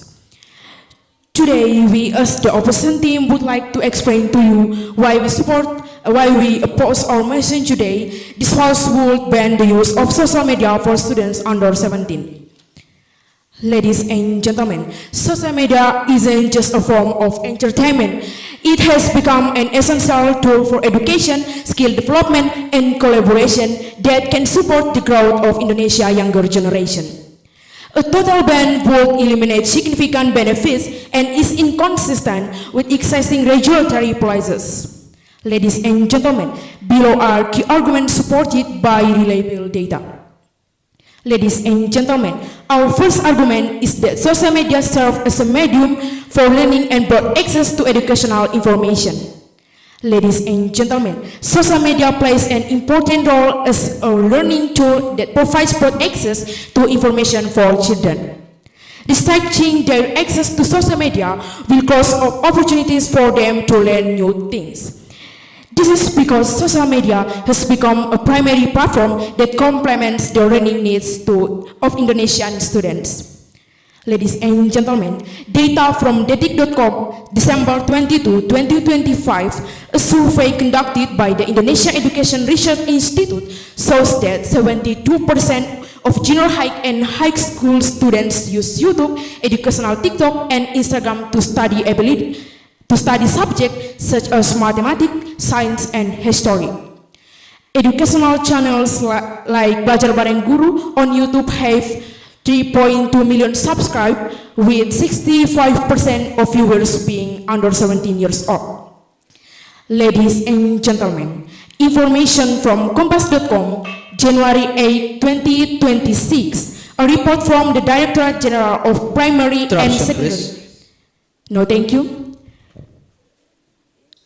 Directorate General of Primary and Secondary Education states that students who actively access educational content on social media have a Interruption, please. No, thank you. Let me display. On social media have a 51% better understanding of lesson concept compared to those who don't use it. In the first semester of the 2025, 48% of schools in Indonesia. Madam? Yes, please, the speaker one. Ladies and gentlemen, the opposition team talk about social media become the learning tool. But what is your response if I say that most of our students use it for entertainment and for into cyberbullying and suicide cases? What is your opinion about that? Thank you, my brother. It's a good question.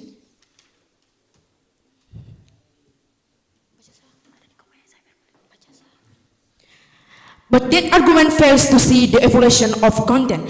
Platforms now have dedicated educational models. It doesn't damage focus if guided properly. In fact, it changes boring lessons into engaged visuals. We aren't ignoring distraction, but you are ignoring the 51% better understanding proven by data. Essential knowledge should use the most effective tool available. Back to my argument. Kompas TV report, February 5, 2026, in the program Digital Education for All, education expert from Gajah Mada University explained that social media allows students from remote areas to access the same learning materials as does in major cities. In January 2026 alone... This is something, sir. No, thank you. Madam, sorry. In January 2026 alone, over 800,000 students under 17 years old participate... Excuse me, madam. No, thank you. Let me finish this part. In January 2026 alone, over 800,000 students under 17 years old participate. Madam? Yes, please. You talk about that the social media will be the platform will provide the education information, but the education will be in vain if the student that not major will be the target of social media predators. I need your opinion about that. Thank you, my brother. It's a good question. A total ban violates Article 28 of the 1945 Constitution. The state cannot deprive a citizen right to communicate and obtain information just because it fails to build a safe monitoring system. Back to my argument. Our second argument is that social media encourage creativity and development of practical skills. Through social media, students can express their talents and learn new skills such as graphic design, video editing, and content creation, valuable assets in the digital age. Data from detik.com, November 15, 2025, a study by the Indonesia Content Creator Association. Interruption, please. No, thank you. Shows that 58% of students under 17 years old have created creative content on social media, such as handicraft tutorial, music covers, or eliminate stories. May I say something, madam? No, thank you. of these, 63% reported improving their creative and technical skills after actively producing content. Can I say something, madam? Yes, please. You said that the social media helps students to learn, but how can they learn if they've been being addicted to entertainment algorithms in social media? Thank you, my brother. But it's time out. So, back to my argument. Information from Compass.com, October 25, 2025. Based on data from the Ministry of Tourism and Creative Economy, 35% of small creative business run by young people under 17 years old started from content shared on social media. For example, students in Yogyakarta who create design content on TikTok successfully sold their products across region with monthly revenue reaching 50 million rupiah. Ladies and gentlemen, our third argument is that a total ban is ineffective and will create greater risks. Ladies and gentlemen, banning social media use will be difficult to enforce on could lead students to access it uncontrollably without guidance while depriving them of opportunities to learn responsibly technology use. Ladies and gentlemen, data from Detik.com, December 20, 2025, a report from the Indonesian Child Protection Commission shows that in countries that have banned social media for children under 16. Ladies and gentlemen, in conclusion, a total ban on social media use for students under the age of 17 isn't the right solution. Instead of banning, the government should focus on strengthening regulation, promoting digital literacy education. That's all. Thank you. Okay, thank you so much for the first speaker from opposition team. So once again, I would like to remind you, you only have 7 minutes and 20 seconds. Yeah. So make sure that your arguments and also your conclusions is within the time frame. Yeah. And also for the POI. If the other team give the POI still within the time, you can answer the questions. Yeah, answer the questions. It's okay. Yeah. Okay. So now we move to the second speaker from the government team. Please, you have 7 minutes and 20 seconds to speak.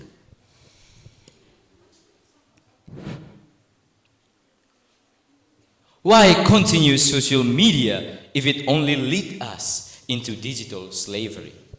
Ladies and gentlemen, stand here as the Deputy Prime Minister of the government team. I will continue our argument building. My first speaker have already stated to you his argument entitled Regenerating Generation. Dive deeper with me, I will elaborate to you my argument, namely social media corrupts student interaction. But before answering my argument, I will give some rebuttal to the opposition team. The opposition team said that students use social media to learn. But how the student against the temptation of addiction in social media if they cannot control they have not reached the maturity in social media? How can they against the social media addiction if the social media entertainment algorithms is created by dozens of doctorate degree? Now, let's get back on track. Ladies and gentlemen, when was the last time you saw a group of teenagers sitting around a table without focusing in their own screen, scrolling in their own screen?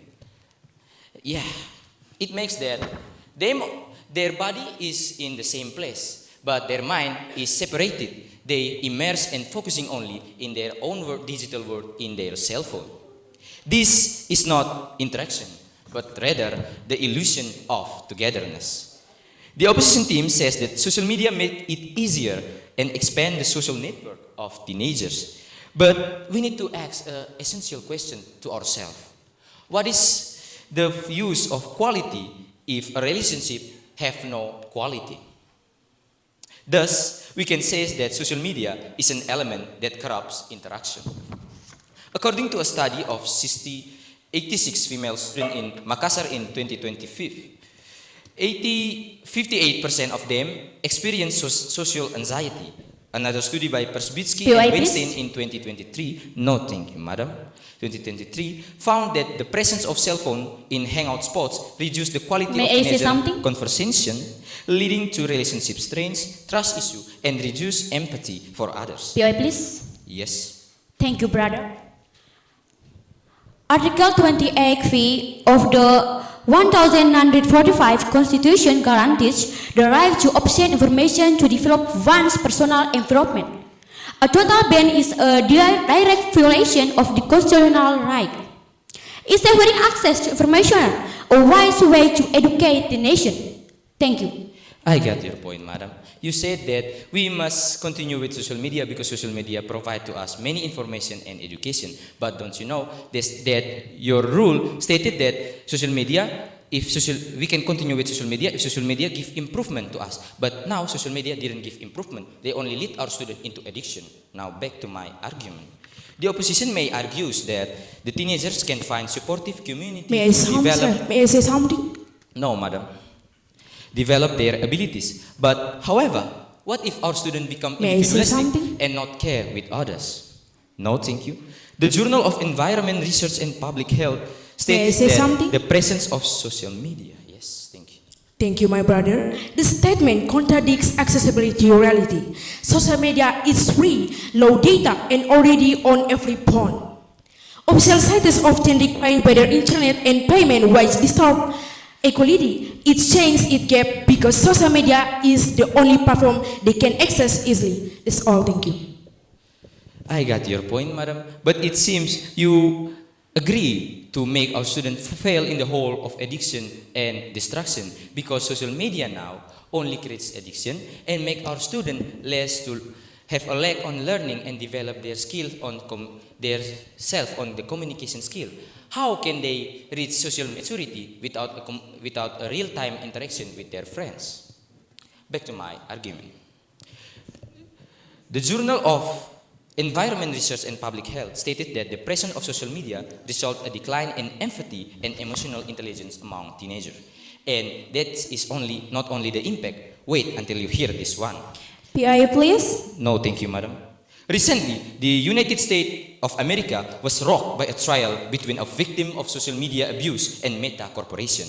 The trial featured a case of 20-year-old college student who had been exposed to social media since the age of 9. May I say something? No, madam. Kelly, as she is known, testified that social media damaged her relationship with her family and her school, and even worse, she is diagnosed with sociophobia because the exposure of social media. Imagine Introduction, sociophobia. please. Yes.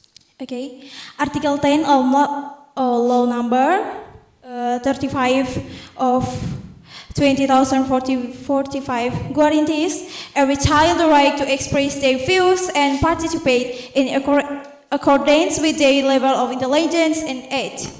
Social media is today primary public sphere for youth participation.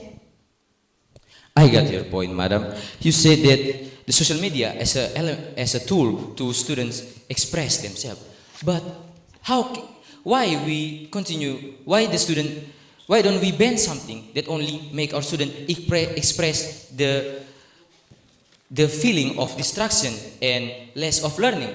Why don't we protect our students from this platform of distraction? Now, let me continue my argument. The existence of social media now triggering social anxiety. Society is concerned because teenagers today have not yet reached social maturity, unable to master communication skill, and have low level of initiative of concern to the others.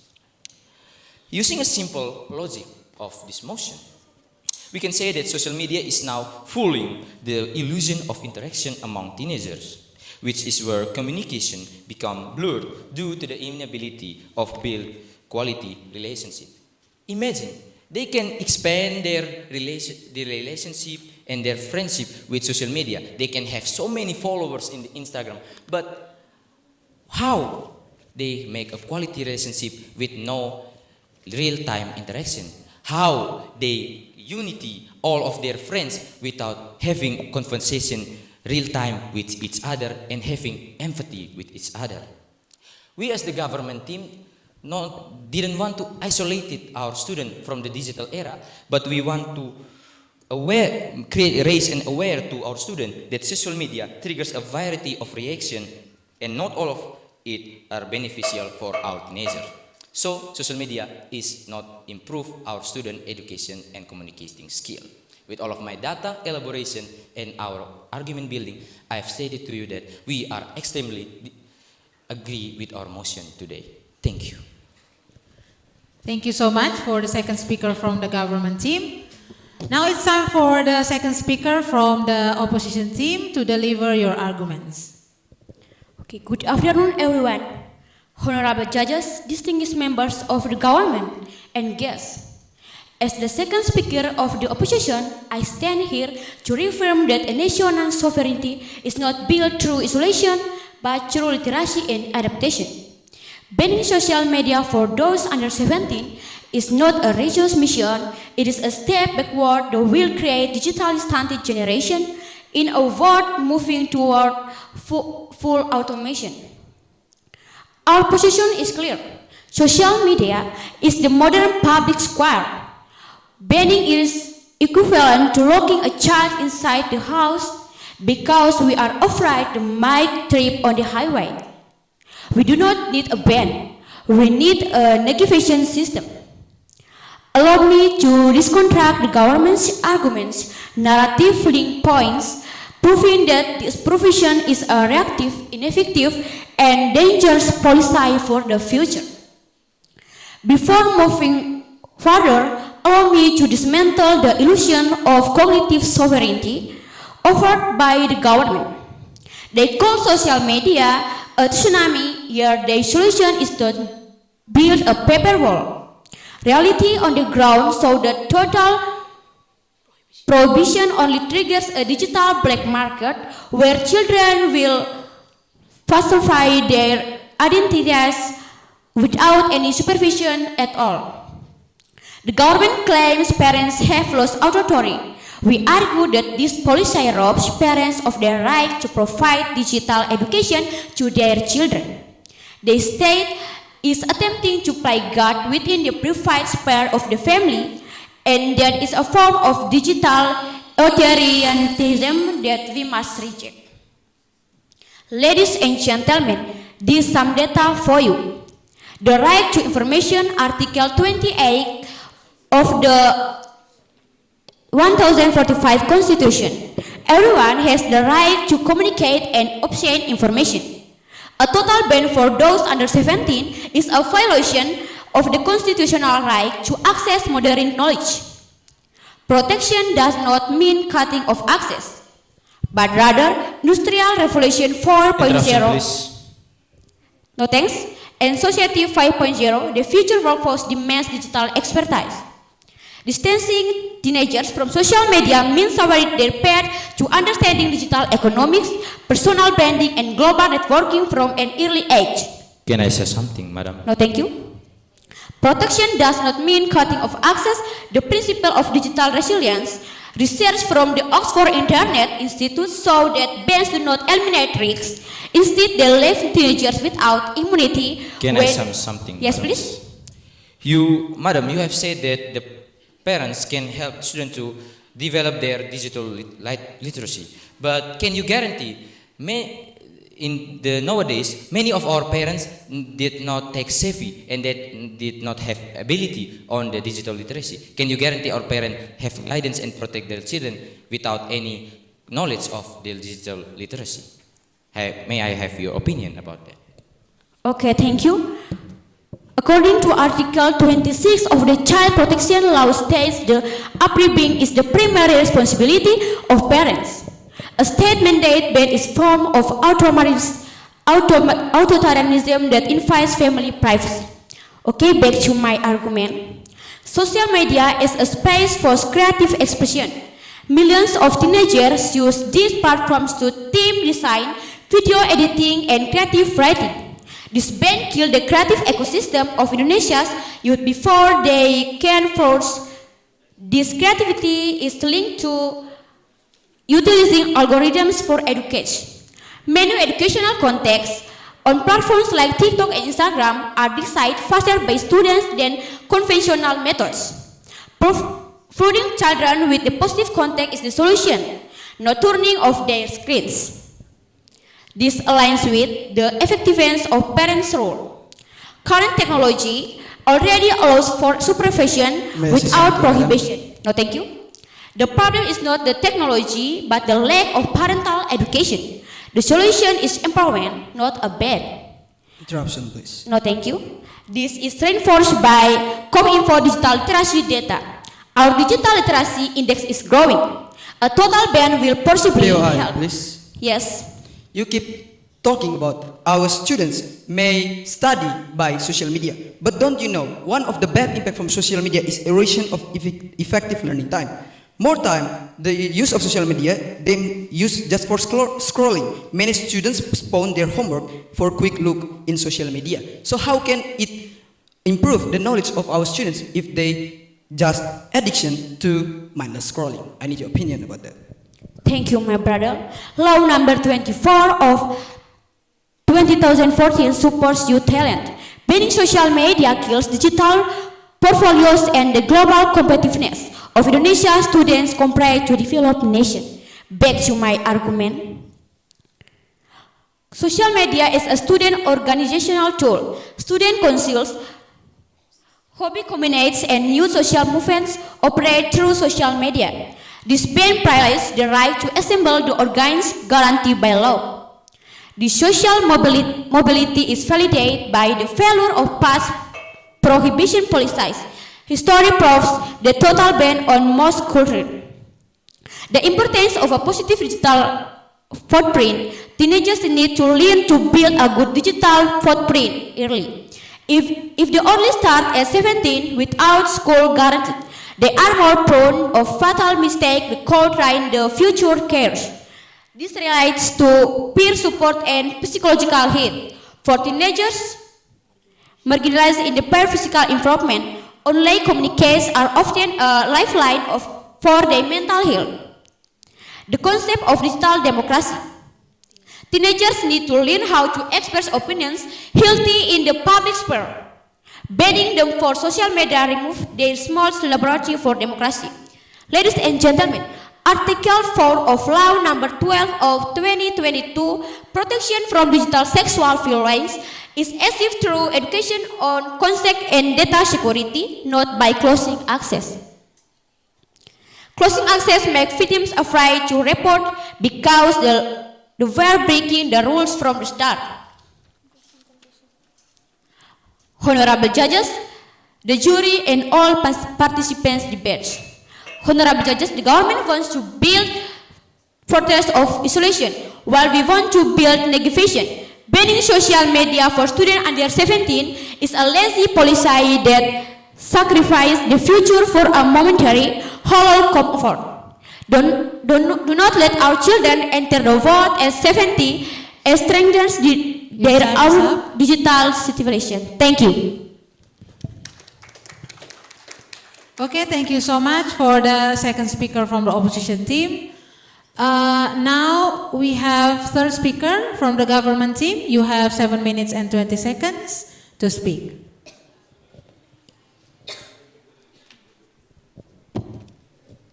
Nowadays, social media is a reckless vehicle for students under 17. Good afternoon, ladies and gentlemen. I'm the third speaker of government team. I'm standing firmly to emphasize our agreement with the motion this House would ban the use of social media for students under 17. In my elaboration next, I will underline and review again my Prime Minister and also the Deputy Prime Minister arguments. But before we going any further, let me fix something error that come from the opposition team. You say that social media will provide education information, but we have to see the algorithm system will make the addictive system for students under 17, because students under 17 is not mature enough to access the social media triggering. The education will be in vain if the students that are not mature enough will be the target of predator in social media. And you said also that we have navigation from the parents. But how if students addicted to social media? Because the problem is also the screen time. With the ban, we make stronger supervision. With banning, it will push parents to limit their students' digital activity. Let's get back on track. Today, social media is not just a platform for communication. For teenagers, especially under 70s, it has become a space filled with serious risk. It has that, for instance, the cyberbullying will lead to anxiety and depression, and also addictive system that make the students scrolling for hours and expose the harmful content such as self-harm and unrealistic body standard, and also even online predator targeting. Pew Research Center said that about 46% of teenagers report experiencing at least for one form of cyberbullying. Yes, please. Thank you, my brother. Kompas TV report February 20, 2026 in a case study in West Java, students who use social media with parent guidance demonstrate better communication skills and were able to build positive relationship with peers. Banning is a drastic measure. Isn't this damage the relationship between government and students who will counter? How is this essential for freedom? Thank but you. it will better we protect the students' futures, because we know if they addict in social media today, it will make their critical thinking, emotional, and relation will be destroyed in the future. So let me continue my argument. And also, American Psychological Association show that heavy social media use is linked to higher level of anxiety and depression among adolescents. According to UNICEF, children and teenagers are increasingly exposed to online risks, including exploitation and harmful May I content. say something? No, thank you. We don't talk about comfort. This debate is about safety and protection. My first speaker explained that students under 17 are not eliminated enough. Yes, please. Okay. Article 28, paragraph 3 of the 1945 Constitution guarantees the right to freedom of association and assembly in a digital world. Many educational and social organizations for students operate through social media groups. Okay, I got your point, madam. But we have to see that the students will access social media not only for good information, because we know they addictive in social media because the algorithm system will be follow their interesting. PI, please.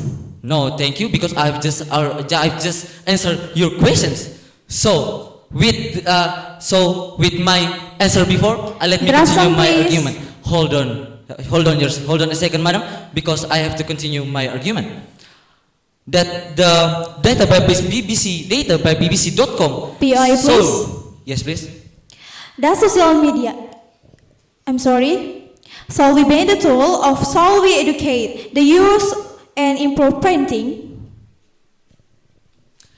I get your point, madam, but it seems like you give me a simple question, so I will ask in my simple way. That is in my following elaboration. So let me continue my argument. The social media platform are designed to trigger emotion, reward instant reaction. Hold on a minute. That the second speaker of the opposition team, and become the user addictive. So new.r.id. Hold on your horses, please. So the average students under 17 more impulsive, more emotionally reactive, and more vulnerable to peer pressure. Yes, please. Okay, law number 20 of 2003 on the national education system aims to create human resources that are ready to global challenge. Many international educational resources and global competition are hosted on social platforms. Does a ban not create a digital gap that makes Indonesian students less competitive compared to students from countries that emphasize responsibility use? I got your point, madam, but we have to talk that you ignore the reality, because we have to know we prepare students for the future. If you still state that the social media, as of social media, will make give a digital in whole of Indonesia, but it will be banned. We set a place for that equal for students in Indonesia. So, and recently, the students addicted to social media so many hours for scrolling, and they immerse themselves into social media trickery. This is not fair if we still let them destroy by social media. In another side, they still develop their self. The data taken by the psychology.ugm.ac.id research show WHO notes the victim of social media under 17 in Indonesia, there are more than 988 cases in 2024. So it will make continue serious problem. That's why my deputy started about the cure of human interaction, because we know it will make their reality in relationship in reality will lack, and they focus on screen and focus on their screen. So that in the end of the day, students under 17 are still learning, not just academically, but also emotional, social, and mental. They are still learning how to think critically, how to control their emotion, and how to build healthy relationship. You talk too much, this ban will block the benefit. Try to think all those benefits will stay still in vain, because kill people emotion, reaction, and then critical thinking. That's all we stay to this to agree with our motion today. Thank you. Okay, thank you very much for the third speaker. I would like to remind you once again, when you give interruptions, POI, yeah, give the POI as briefly as possible, yeah? Brief POI, okay? Okay, now we are going to the third speaker from the opposition team. Time for the sake of fleeting superficial comfort. As Speaker 3, I will weave together the argument of Speaker 1 and 2 to prove that banning social media will actually create a digitally illiterate generation in a world moving towards full automation. 1. Democratization of access to education, data on 72% of students. According to data from the Indonesian Educational Research Institute, 72% of students use YouTube, TikTok education, and Instagram to learn school materials. Channels like Belajar Bareng Guru have 3.2 million subscribers, 65% of whom are children under 17. Banning social media would mean cutting for students access to free educational materials that are often easier to understand than conventional textbooks. 2. Digital literacy through adoption, not prohibition. Our second speaker emphasized that literacy cannot be taught in a vacuum. A total ban will only create a digital black market where children will fake their identities to access social media without any supervision. It's better for them to learn under parental supervision than to hide without protection. 3. Empowered social skills, data 68% connection. Research shows that 68% of students use social media to stay connected with friends across cities or countries. And 52% find communities for interests such as coding. May I something, madam? No, thank you. Discord, social media helps students build empathy and board social networks, which are crucial soft skills in the 21. POI, please, madam. No, thank you. Our second speaker for preparing for Indonesia. We want to achieve a golden Indonesia with a generation that fears technology. We need a generation capable of mastering technology for national progress, providing from exploring the digital ecosystem until the age of 17 will make them fearless in their own. Interruption, please. Yes, please. The first speaker. The opposition team keep talking that if we ban the social media, if it means that we ban the access of information. But why we still depend on social media that brings so many bad impact for our students? Besides, we can use another alternatives for information for our students, like magazines or watching news. It's better and it brings impact, positive impact. I need your opinion about that. According to data from the Indonesian Educational Research Institute, 72% of students use YouTube, TikTok education, and Instagram to learn student materials. Channels like have 3.2 million subscribers. 65% of from children under 17. Banning social media will ban cutting of students, case to free educational materials that are often easier to understand than conventional textbooks. Back to my argument. We want to achieve a golden generation with a generation that fears technology. We need a generation capable of mastering technology for Indonesian progress. For it being from exploring the digital ecosystem entire, the age of 70 will, no thank you, make the flourish in their own civilization when they grow up. 5. Social monitoring May I say function. something, No thank you.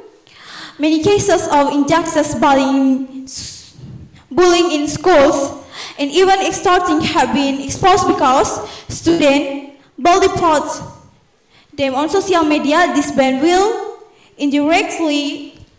May I say something, madam? Yes, please. The third speaker. You want to ignore the harm for education for education that not sure will search by students. So, do you want to kill student emotional for the education information that not sure will search by the students? Thank you, brother. Because prohibition fails to stop use anyway. It is better to integrate and control than to ignore reality. Exchange of usage from harmful scrolling to structured learning. It disrupts the issue by turning it into a tool. Essential policy work with reality, not against it. If students are already there, we must turn it into benefits. Back to my argument. 6. Parents' right in digital parenting. May I say something, madam? No, thank you. The state must not exercise parental authority. Let us hold this to. No, thank you. Are accompanied by the. Yes, please. You talk about your statement will become students in comfort zones. But you state before about the future, how they can push themselves when they stay in their comfort zone. Thank you, brother, but time is out. Back to my argument. 7. Platform responsibility through the PDP law. Based on the personal data protection, PDP law, the government shall pressure teach judges to strengthen security feature and contract filter for vinegar rather than punishing it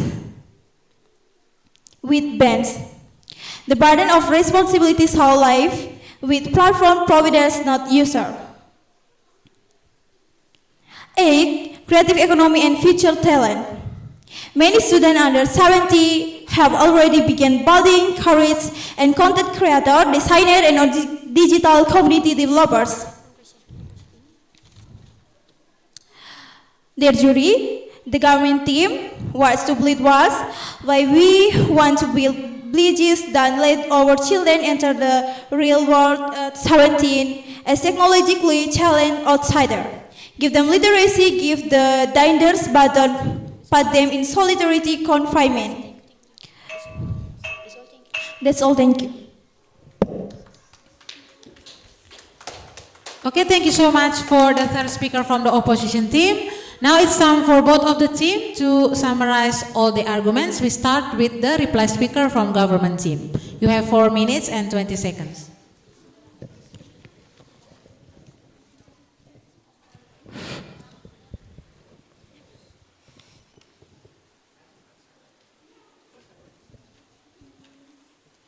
If something only makes us fall at the end, why don't we cut it now? Ladies and gentlemen, I stand here as the reply speaker to summarize the argument building from us, the House of Government. My first speaker have already said to you about his argument, namely, social media helps generation regenerating. Social media now is a danger for our student. Why? Because social media is give our student exposure of pornography, cyberbullying, addiction, and online trickery. This ban of social media is a program that established to protect our students from all of these dangerous and violence in the social media environment. Many of social media users now, especially our students, experience social predator and cyberbullying. Why? Because social media, it's not always be good to our students. Sometimes it be so rough and make our students even go to suicide. Why? Because students haven't reached the social maturity and their mental is not ready for a cruel social media environment. If you give social media to a student without social maturity, it is like you throw kitchen to cage full of lion. The kitchen will dead in a second. Now move to our second argument entitled Social Media Corrupts Human Interaction. Social media nowadays is make the illusion of interaction. Many of our students gather in same hangout spot, but their conversation have a lack because they only focus on their device and on their digital activities and not creating a real-time interaction. It makes our students have a low quality of communicating skill and make our students have low empathy to the others.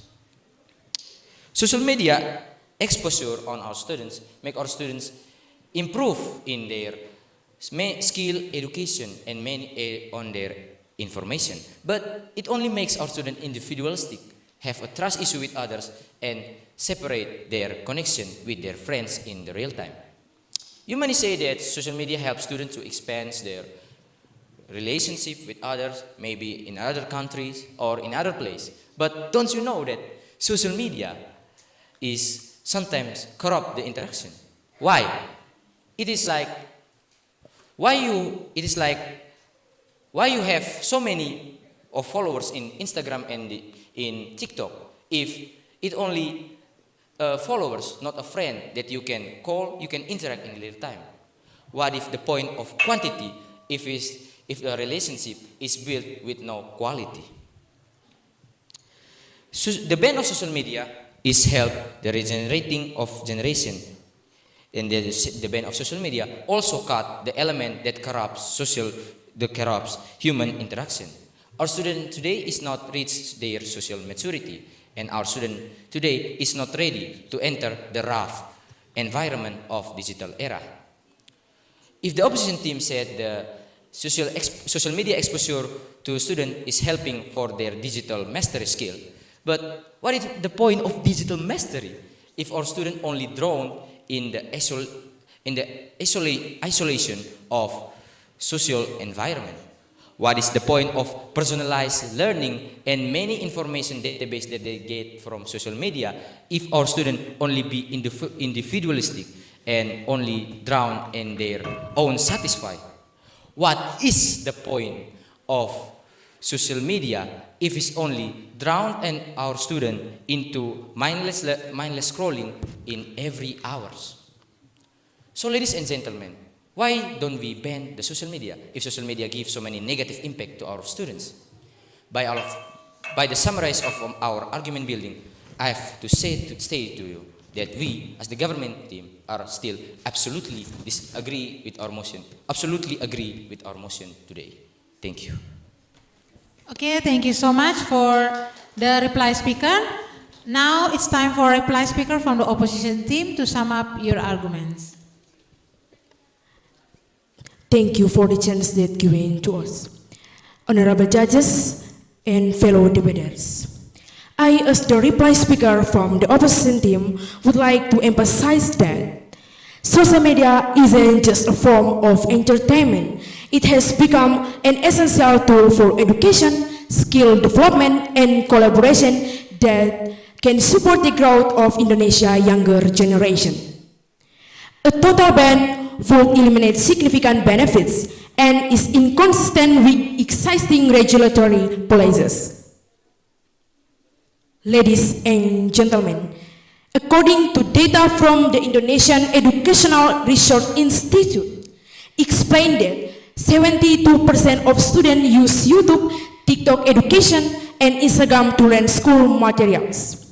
Channels like Belajar Bareng Guru have 3.2 million subscribers, 65% of whom are children under 17 years old. Ladies and gentlemen, banning social media would mean cutting off students' access to free educational materials that are often easier to understand than conventional textbooks. Ladies and gentlemen, utilizing algorithm for education. Many educational content, micro-learning on platforms like TikTok and Instagram are disguided faster by students than conventional methods. Flooding children with positive content in the solution, not turning off their skills. Ladies and gentlemen, our second speaker emphasized that literacy cannot be taught in a vacuum.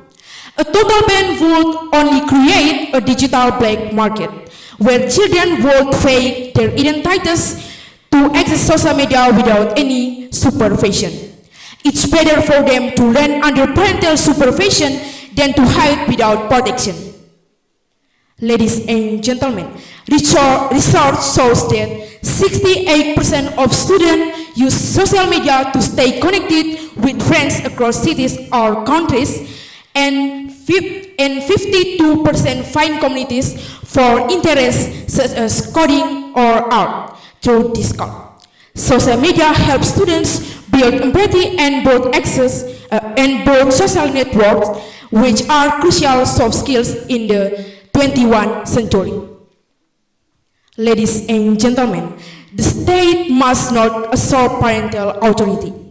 Data shows that students who are accompanied by their parents when using social media, as in West Java, actually have better communication skills.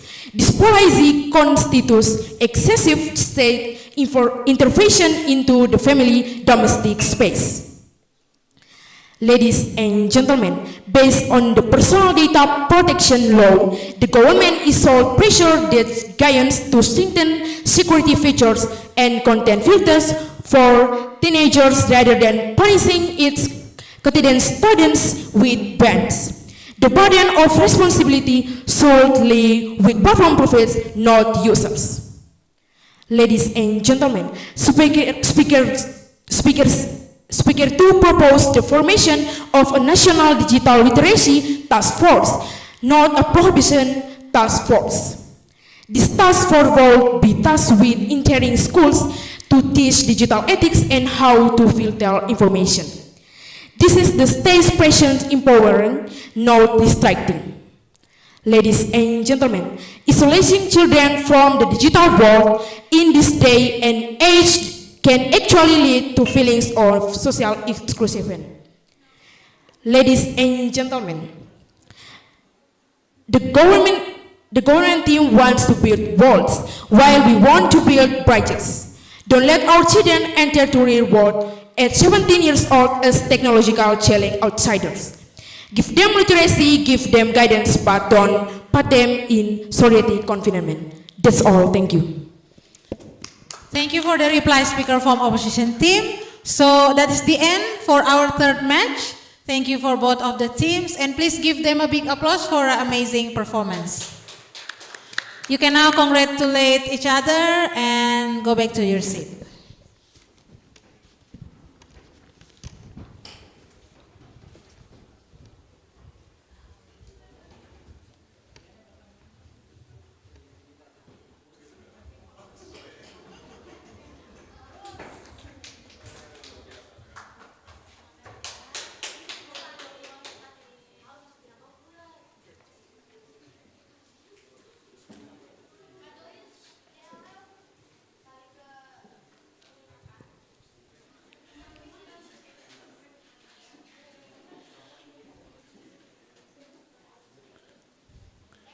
Okay, ladies and gentlemen, it's now 4:13 p.m.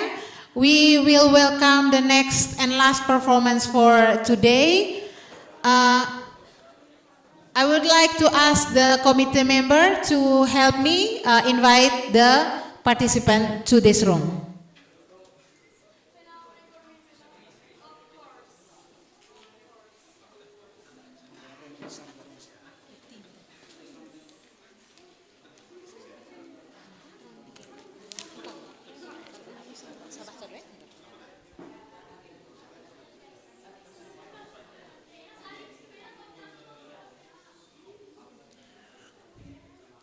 Okay, thank you so much, ladies and gentlemen. Now we invite the team from SMA Negeri 1 Golewa and SMA Negeri Inerie to enter the room because we will start our next performance.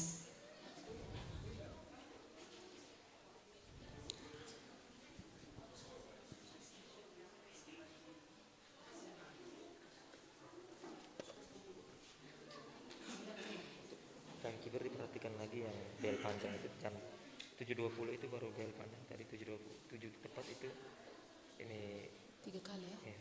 7.30 7.3 ini 3 kali 7.20 itu baru bel panjang. Oh, kalau begitu ada yang komentar harusnya begitu 20 menit detik kedua setelah diberikan versi yang oh iya siap yang terakhir bel panjang. Okay, thank you so much for the participants. Are you ready? Okay, so I would like to emphasize some of the rules so that we can ensure smooth and good debate. So my timekeeper here will help me in signaling the time for you. So the speaker have 7 minutes and 20 seconds each, and for the reply speaker you have 4 minutes and 20 seconds. Okay, so for each speaker, if my timekeeper knock the bell once, it means that is the time for POI. Yeah, so we change a little bit. So the time of POI will start in the second minutes. Okay, and then if my timekeeper knock the bell twice, it means that's the end of POI. So you are not allowed to give another POI. And if my timekeeper knock the bell thrice, it's already 7 minutes and you only have 20 seconds to summarize your arguments or to give another, to state your position, okay? And then for the reply speaker, you have 4 minutes and 20 seconds. If my timekeeper knock the bell once, it means that you have 3 minutes and 20 seconds to speak. And then if my time speaker knock the bell twice, you still have 1 minute and 20 seconds. If my timekeeper knock the bell 3 times, okay, that's the end of your reply speak. So we have a slide out there. So while you're speaking, you can see and you can check the time. So yeah. Okay, are you ready once again? Okay, so please go to the stage and we will begin our last performance of today. Ladies and gentlemen, please give a big applause to our next performer.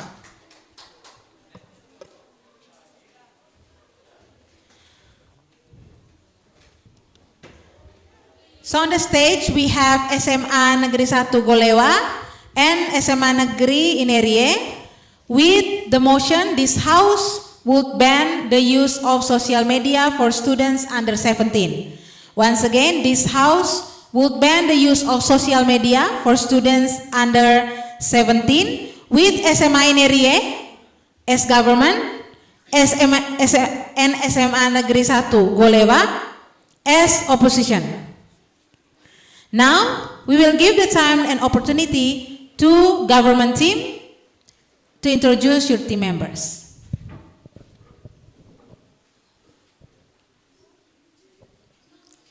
Thank you. Good evening, ladies and gentlemen, moderator, timekeeper, and all my beloved friends. Let me introduce myself. I am Maria Angela Chandrawaso as the first speaker and friend of my right. I am Wilhelmina Sanarabupu as second speaker and my friend. I am Jessica Natalia Dopo as the third speaker. Thank you. Okay, thank you government team. The opposition team, please introduce your team members. Honorable adjudicators, moderator, timekeeper, in short, everyone in this room. Good evening. Thanks for the time and opportunity given to me. Now, before I presenting my argument, let me first introduce our team. My name is Grace. I stand here as the leader of opposition, and beside me, my friend. Alright, hello everyone. I am Hill. I stand here as the deputy leader of opposition, and beside me. I am Fania, and I am stand here as opposition whip. Thank you.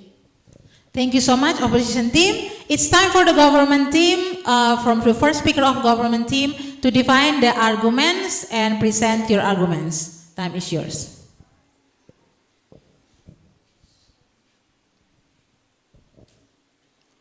Thank you, moderator. I will start to my speech. 3, 2, 1. So, ladies and gentlemen, the first, cognitive, mature, and improved control. This argument focuses on the emotional development on the adolescent's brain. Professional courage, the part of the brain responsible for decision-making and improved control, one limited the early 20s. Giving social media likes without considering the risks of death or present disability. Ladies and gentlemen, a study from the American Physiological Association, or APA, showed that adolescents' brains are more sensitive to social feedback on social media, triggering emotional speech that find difficult image or their own. No thanks. This position, the government team as the responsible parentalist part to protect, no thanks, children who are not yet legally and biological complement. Honorable judges, moderator, and Can I say something, please? Yes, please. All right. How can you guarantee that students doesn't feel left behind? We don't use social media. So what do you think about this one?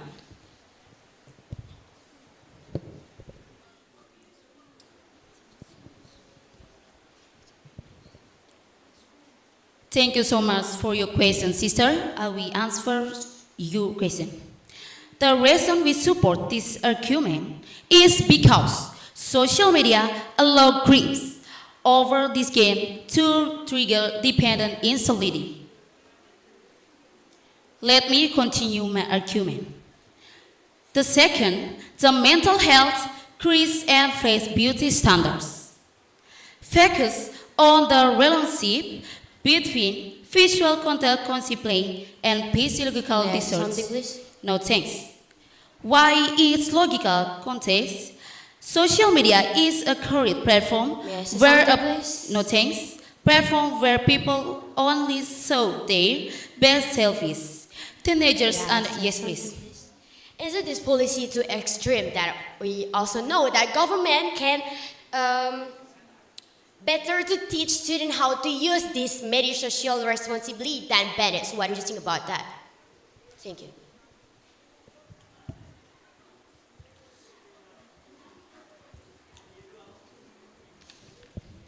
Okay, thank you, sister.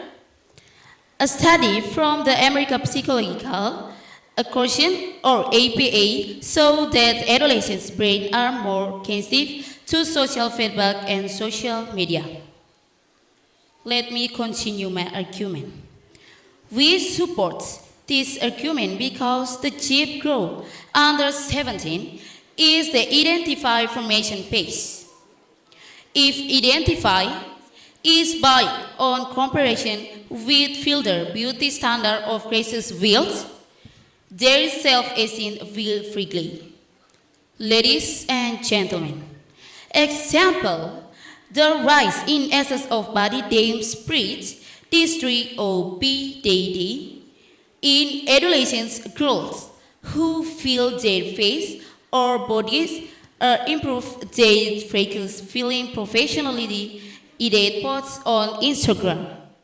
Ladies and gentlemen, linked internal research from Facebook, Instagram, scaled by the Wall Street Journal, accordingly that the platform exhibit body image used in 1 in 3 teenagers girls.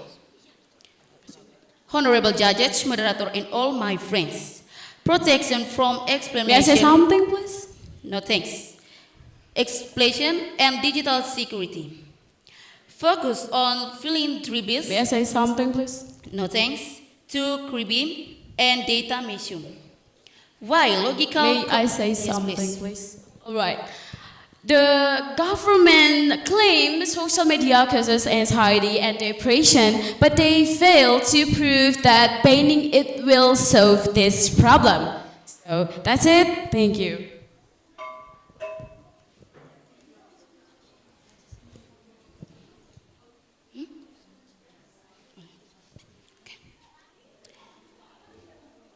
Teens under 17 are of them.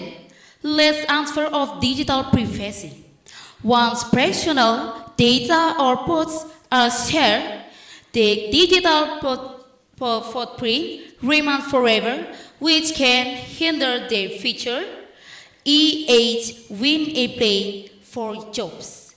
Ladies and gentlemen, for example, cases of cyberbullying can lead to severe depression or schools because the pretension, who is often anonymous, can attach the speech non-stop in the speech private speech.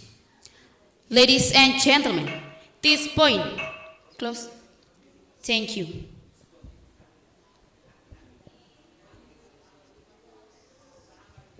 Okay, thank you so much for the first speaker from government team. So I would like to encourage both of the team to give the POI as much as you can. If you have questions, do not hesitate just to give POI because you only have 4 minutes in between the speaker time, yeah? Okay, so now we're moving to the first speaker from the opposition team. Time is yours. We believe that banning media social is not the solution. The real solution is education and guidance, not prohibition. Today, I stand firmly on the opposition side to reject the motion that social media should be banned for students under 17. As the first speaker, I will do 3 things. 1, challenge government framing. 2, present or stand and deliver the key term arguments. Digital literacy, freedom, development, and participation. We believe that banning media social is not the solution. Instead of protecting students, it will limit their growth, reduce their opportunity, and fail in real-world implementation. The real solution is education and guidance, not prohibition. Ladies and gentlemen, we live in the digital era. Social media is no longer just entertainment. It's key part of communication, information, and modern life. Students need to learn how to evaluate information, how to communicate online, and how to use technology responsibly. If we ban social media, we are not protecting students. We're isolating them from reality. Without early exposure, students will lack critical thinking skills online, be more vulnerable when they finally access it later, struggle to adapt in the digital world. Just like we don't ban books because some contain misinformation, we should not ban social media. Instead, we should teach students how to use it wisely.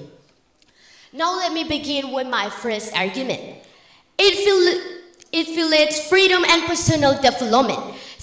Banning social media is a necessary restriction on student freedom. Teenagers use social media to express themselves, share ideas, and export its identity.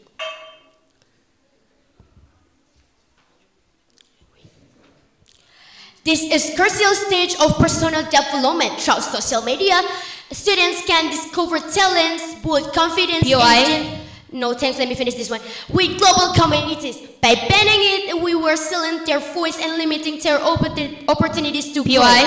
No thanks, let me finish this one. Freedom is not about removing all risk, but it's about learning to negative term responsibility. Now let's think about practically. A ban may sound good in theory. Yes, please. Okay. My question that, how do social media algorithm affect teenager behavior?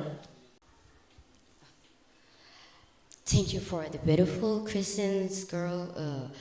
I will answer your questions. While there are some positive views, they represent a small minority compared to widespread negative impact. More importantly, students can still develop creative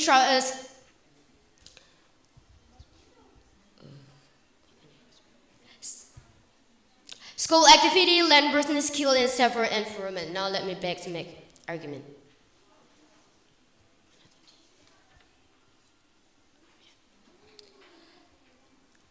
Now let's talk about practically. Ban might sound good in theory, but in reality it will fail. Students can easily use fake age, access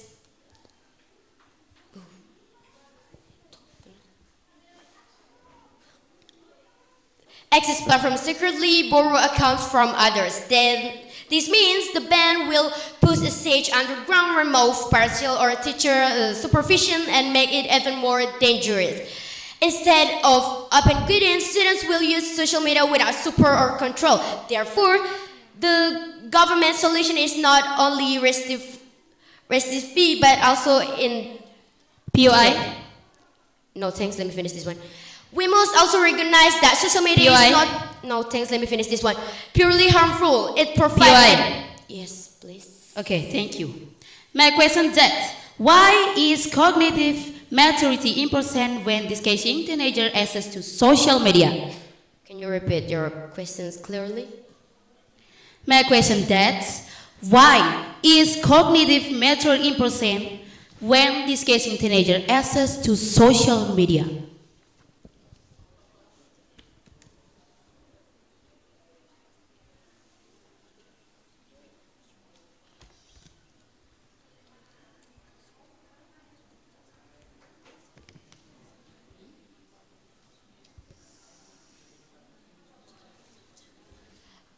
Thank you for the questions. We would like to clarify that this police is not about taking away, but about providing protection at the right stage of development. Just like students under 17 are not allowed to drive or consume alcohol, it's not because we want to limit them, but because they are not ready to handle the risk responsibly. Now let me move to my argument.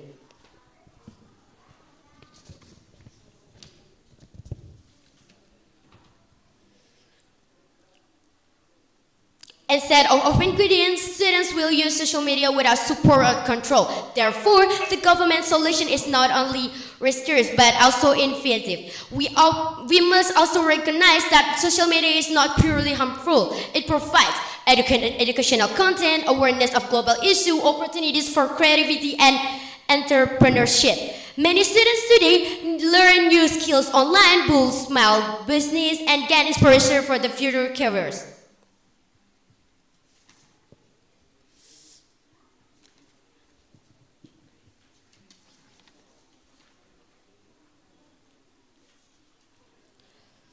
The government claims that social media has mental health and cause distraction. We don't know. However, the problem is misuse, not the the platform itself. The solution is guidance, digital education, and time to management. Ladies and gentlemen, this debate is not about fear; it's about precision. That's all, and thank you. Okay, thank you so much for the first speaker from opposition team. So you have 7 minutes and 20 seconds. Yeah. So if my timekeeper knock the bell 3 times, it means that you already speak for 7 minutes. So you still have 20 seconds to state your position or to give your last statement. Okay. Now we're moving to the second speaker from the government team. You have 7 minutes and 20 seconds to speak. Thank you, moderator.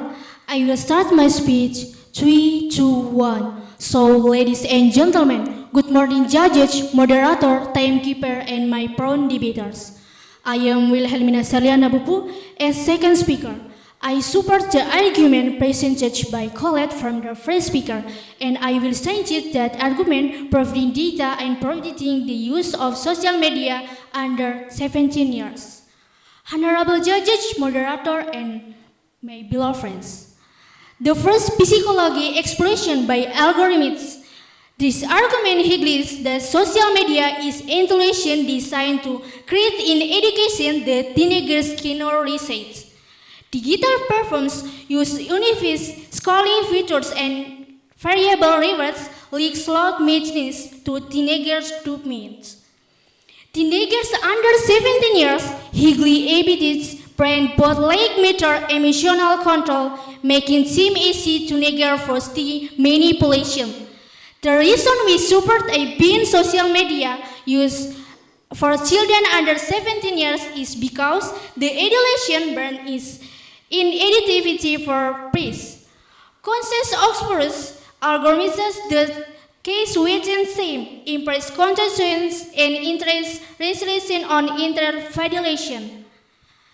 The example, a leaked internet Instagram response acknowledges that is performed exhibits body image issues in 1 in 3 teenagers cases because the algorithms constantly surface on intensely beauty standard. Because the performances are instantly exploitative of immature psychology, banning them is the only way to stop the exploitation. Honorable judges, moderator, and all my beloved friends. The second, erosion of interpretation skills and social capitals. No thanks. Focus on how social media replace quality human interaction, without interaction. No thanks.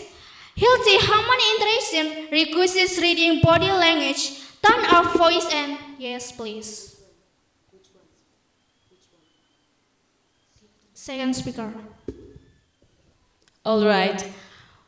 Ladies and gentlemen, we actually know we live in modern era and social media are part of modern era, right? And why the government should banning it? So what do you think about this one? That's it. Okay, thank you for your question, sister. I will answer your question. The reason we support a ban social media use for children under 17 is because the adolescent brain is the individual formation phase. The example, a leaked internet Instagram report includes that is performed exhibits body image issue in 1 in 3 teenagers girls because the algorithms consistently surface on international beauty standards. Let me continue my argument. Healthy human interaction requires reading body language, tone of voice, and raise empathy. Social media respects these complex interaction with quality metrics like comments and faith. A reason for supporting no thanks, a ban social media used by minor under 17 adolescents should learn to deal no thanks with social conflicts daily. On social media, to can delete, block, or hate haters enmity. Yes, please.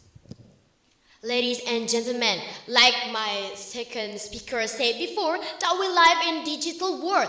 Why the government should be banned than limiting or prevent media social? So what do you think about that? Okay, thank you for your question, sister. I will answer your question. Our reason for suppressing a ban social media used by minors are under 17 individuals should learn to deal with social conflicts digitally.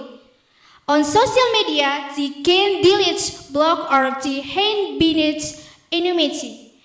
This hinders the development of emotional intelligence, EQ, literacy for adolescents. Let me continue my argument.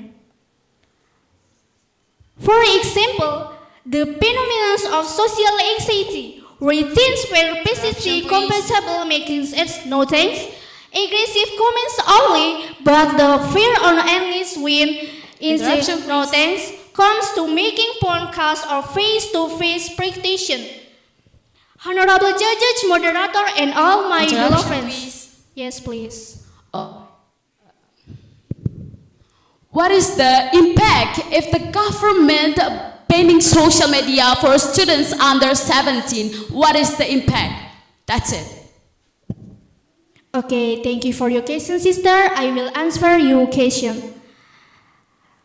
The phenomenon of social anxiety. The teens feel pretty comfortable making aggressive comments online, but feel fear and anxiety when it comes to making phone calls or face-to-face presentation. Let me continue my argument. The third, digital safety practitioner and permanent digital profile. Focus on teens' inability to understand the long-term inequalities or their only activity. What is possessed only is permanence. The under 17 often post explicitly, personally damaging their skills and reputation. The reason we support a ban social media used by under 17 years is the tacit lack of live expression make this team unaware of the dangers of cyber predator growing, or how their personal data is being compressed is digital service providers. Honorable judges, moderator, and all my beloved friends. For example, many teenagers have a lost scholarship or jobs opportunity due to inappropriate posts of the half-billion victim online schemes due to a lack of remnants of digital privacy. This man is the most logical prevention minister to answer. That's all my argument. Thank you. Okay, thank you so much for the second speaker from government team. Now we will have a second speaker from the opposition team to deliver your arguments.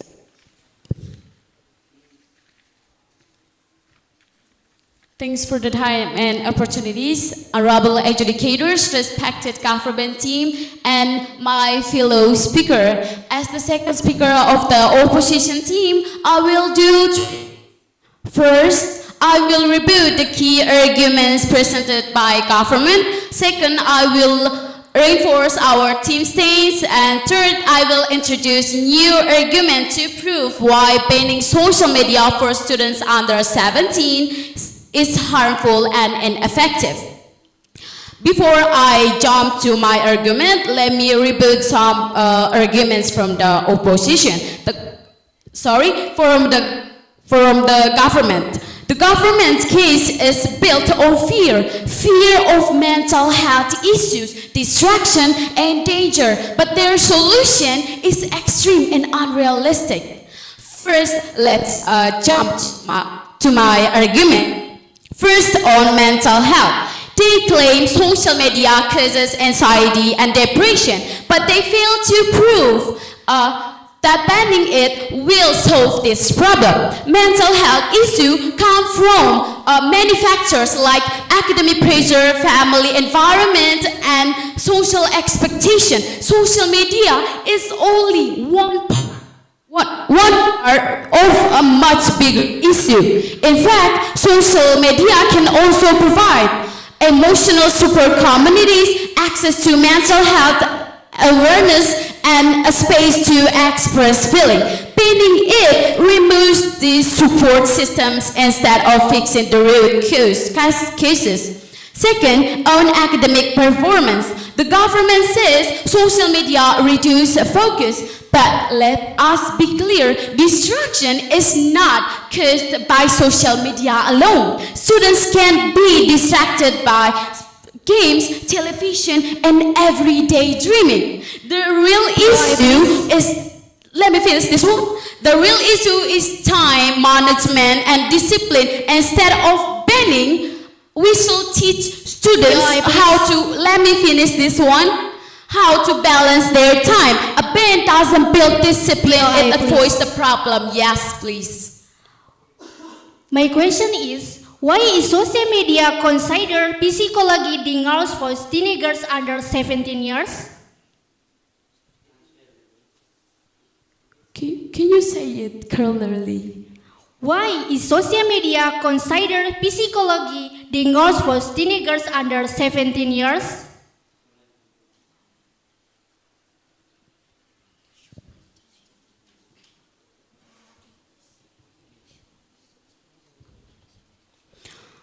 Alright, I get your point, my friend, but today in this motion, we strongly believe with our motion, so let's jump back to my argument. On safety, they argue that social media is dangerous due to cyberbullying and predators.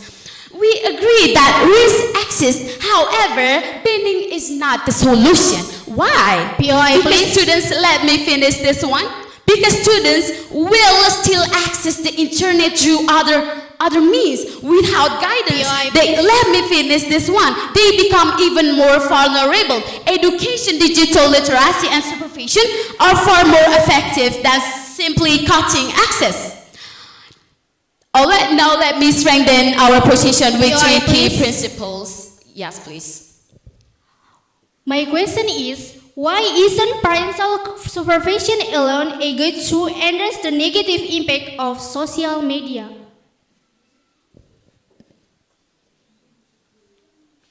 Repeat your question. My question is, why isn't parental conversation alone a good tool to address the negative impact of social media?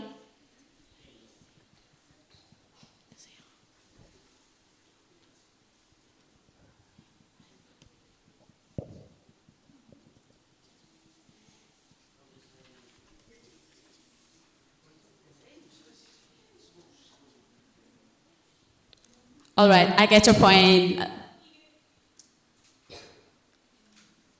But today we strongly believe with our motion, so let's jump back to my argument. Violation of rights and freedom. Students are individuals with rights, including the right to access information and communicate. Social media today isn't entertainment. It's part of modern communication. It allows students to stay connected with peers, access global information, and express their identity. By banning it, the government is limiting students' participation in the modern world. Yes, please. My question is, how does social media affect teenagers' thinking, partners, and learning ability?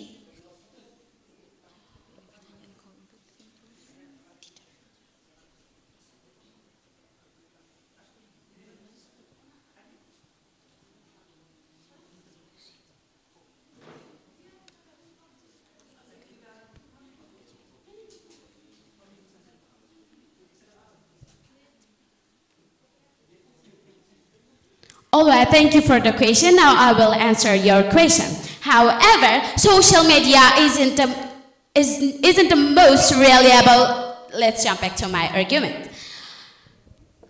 Lack of preparation for the real world. If we ban social media until the age of 17, what happens next? Suddenly, students are given full access without experience or guidance. This creates a bigger problem. They lack digital literacy. They do not know how to manage risk, and they are more likely to misuse it. Instead of protecting them, the ban delays their learning and makes them less prepared for adulthood. We should guide, not isolate. Ladies and gentlemen, the government believes banning social media will protect students, but in reality, it will. First, ignore the root causes of problems. Second, remove important support systems, limit freedom and growth, and create an unrealistic and effective policy. We don't deny that social media has risks, but the solution isn't to run away from it. That's all. Thank you. Thank you so much. Second speaker from opposition team. Now we move to the government whip from the government team. Time is yours. Thank you. I will start my speech 3, 2, 1. So, ladies and gentlemen, good morning, judges, moderator, timekeeper, and my prone debaters. I am Jessica, as the third speaker from the government team. I totally strongly support the motion This House will ban social media for children under 17. Honorable judges, moderator, and all my beloved friends.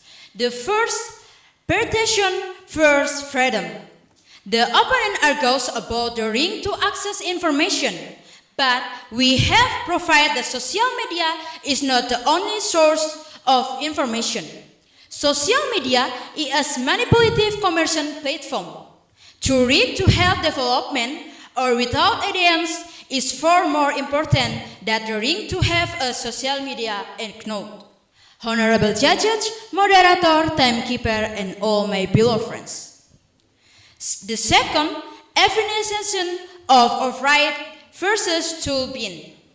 The opponent often educational and parental rules, but my friend second speaker has provided the power asymmetry.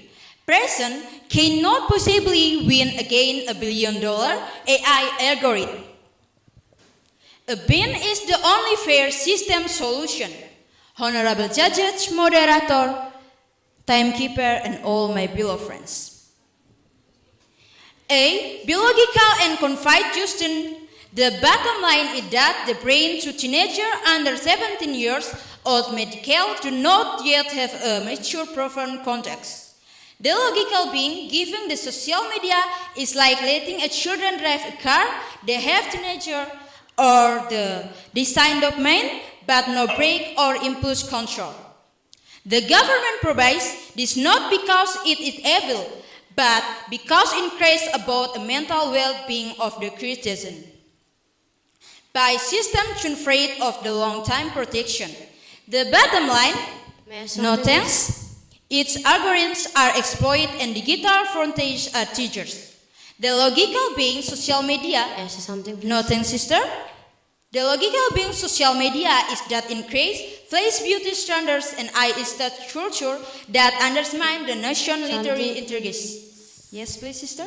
So I will give you questions, but my question is, social media helps students learn and access information that we also know if they use media social, they can access information from another country, another place. So why do you agree ban social media is necessary for them? So what do you think about that? Okay, thank you, sister, for your question. I try to answer for your question, sister. I totally strongly support the motion. This use of social media for children around 17 has perfected the power assessment. Present cannot possibly win again $1 billion algorithm. A ban is the only fair system solution. Provide the social media is not the only source of information. Social media is a manipulative commercial platform. The right to health development is far more important than the right to have a social media account. Let me continue my argument. The logical being social media is that it creates face beauty standard and I-stat culture that undermine the motion intellectual integrity. Without the ban, may I say something, please? No thanks, sister. We are allowing future generation to grow up with the flame, mental health, and the impaired focus. Honorable judges, moderator, no thanks, sister, and all my beloved friends. We will see the rise in education in building and disruption and depression in teenager. We will return that the real world to learn generation empathy and solidarity. Honorable judges, moderator, and all my beloved friends. If this motion is rejected, the negative consequences will be... Please? Yes, please, sister. I will give you some questions, and my question is it banning social media philotines of students' freedom that we know that maybe social media can be one place they're looking for happiness after a long and tired day from school. So what do you think about that? Okay, thank you for your question, sister. I try to answer for your question. The reason we support a ban of social media used by under 17 is because the campaign used the behavior expressed to create feature that the biological diversion to race. Teenagers are also often more technical. No thanks. Technical survey that their parents make in Asia today, the Interruption, online... please. No thanks. Let me continue my argument. Interruption, please. Yes, please. All right, ladies and gentlemen, all students has their rights to use social media, and so why the government should be to intervene for students under 17 use social media. So what do you think about that? Okay, thank you for your question, sister. I try to answer for your question.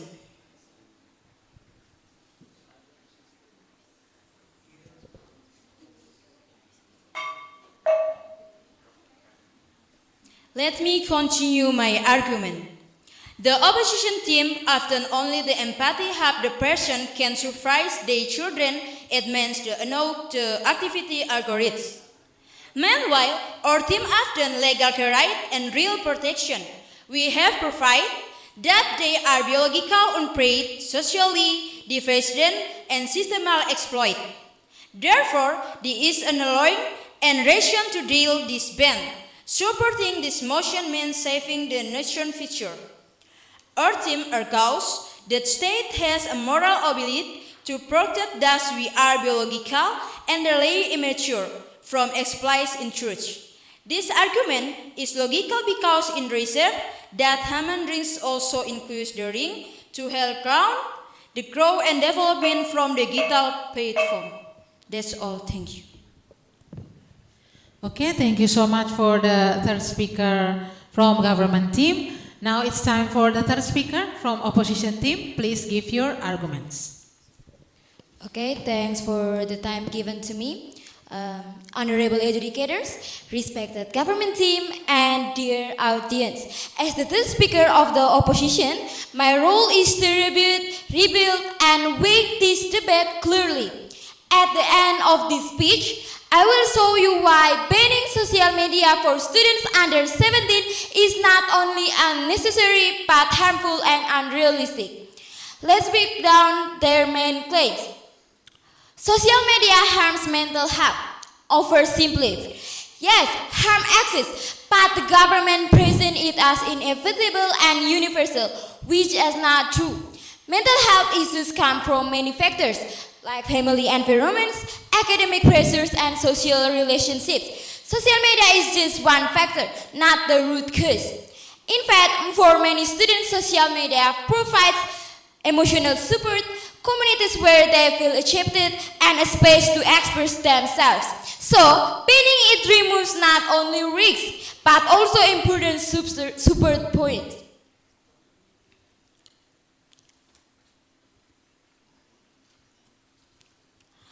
Now let's see why our state is stronger. First, social media as a tool for growth. Social media is not just entertainment, it is a tool. Students use it to access global information, learn new skills, and build creativity. In today's world, digital skills are essential, not optional. By banning social media, we are limiting students' ability to adapt to modern world and putting them at disadvantage in the future. Second, realistic and practical approach. The government's policy sounds good in theory, but fails in reality. Why? Because students can easily bypass bans. And enforcement is extremely difficult, and it creates a gap between law and behavior. When a police is readily ignored, it lose credibility and courage. No thanks. Instead of banning, we should focus on education. No thanks. Let me finish this one. Parental guidance and responsible usage. This is practical and sustainable. Third, harm of overprotection. Yes, please. Okay, thank you, sister. My question is, you really on parental supervision, but how can parents realistically compete with billion dollars against designed to create education?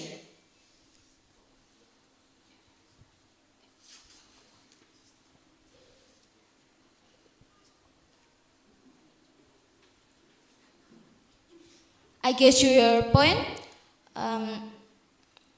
In this motion, we believe with our side. So let me continue my example.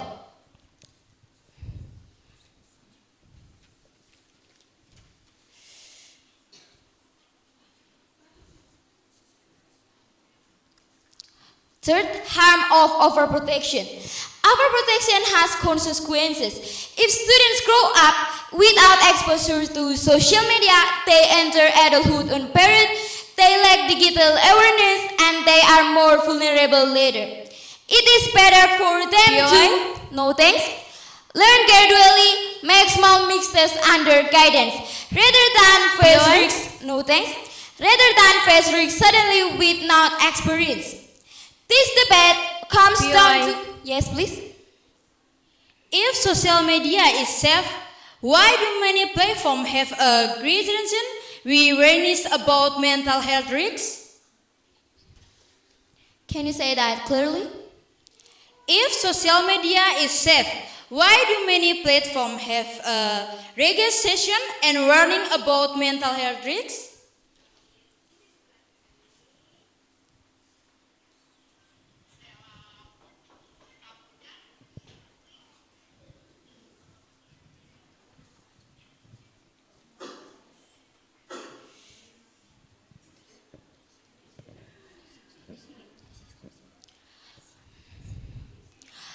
Thank you for your question. I will answer your question.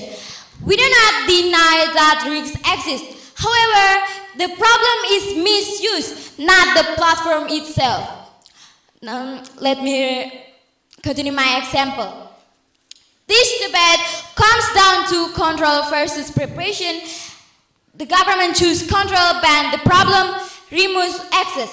We choose preparation, teach responsibility, and build resilience. Because in the real world, social media will always exist. No thanks. So the question is not can we eliminate it? No thanks. But can we prepare students to use it wisely? Yes, please. If you believe teenagers are mature enough to use social media, how do you explain the recent case of Kelly bullying and the depression?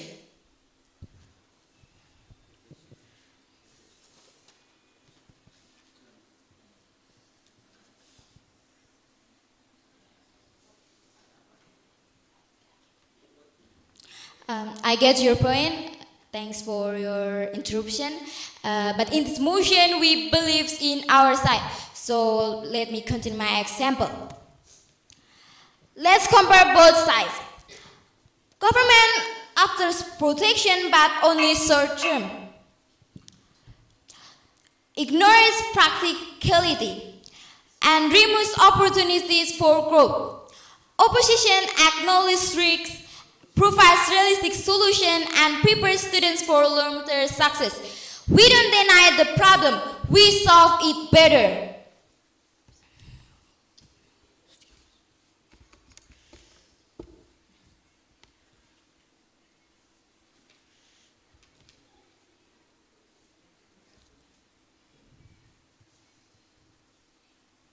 Okay, ladies and gentlemen, this debate is not about whether social media has risks. We agree that it does.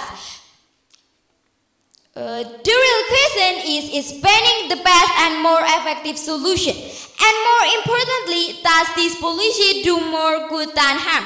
Our answer is no. In conclusion, banning social media for students under 17 is overly restrictive, impractical, and counterproductive. Instead of protecting students, it limits their growth, weakens their independence, and leaves them unprepared for the future. For the reason, we strongly oppose this motion. Thank you. Okay, thank you so much for the third speaker from opposition team. Now it's time for both of your team to give the conclusion of all your arguments. We start with the government team. Reply speaker, you have 4 minutes and 20 seconds. Okay, thank you, moderator. The judges, moderator, timekeeper, and my prone debaters. Allow us to closing statement. At the end of this debate, we would like to emphasize several important points.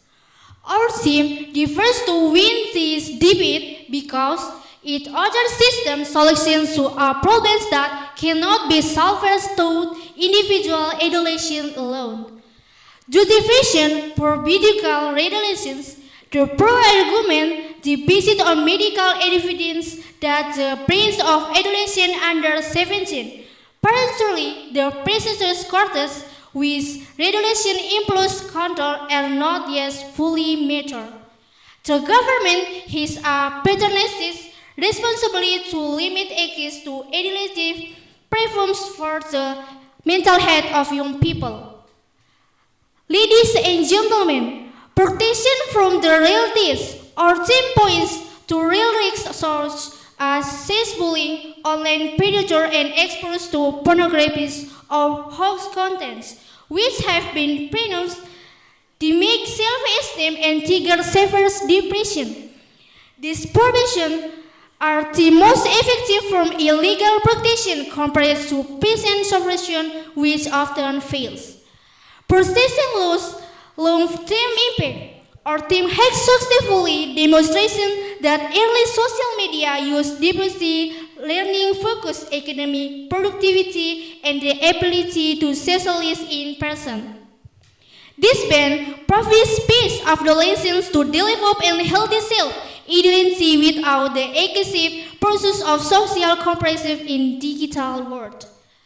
Ladies and gentlemen, the contrasting arguments are often mirrored to adolescents that ignores the harsh realities on the ground. Inadequate education solution. The contrast team often offers digital literacy and alternative. However, this argument fails because education alone controls the supporting AI algorithms that these companies designed to create education, such as ineffective schooling and autoplay. Ladies and gentlemen, parental control has limits.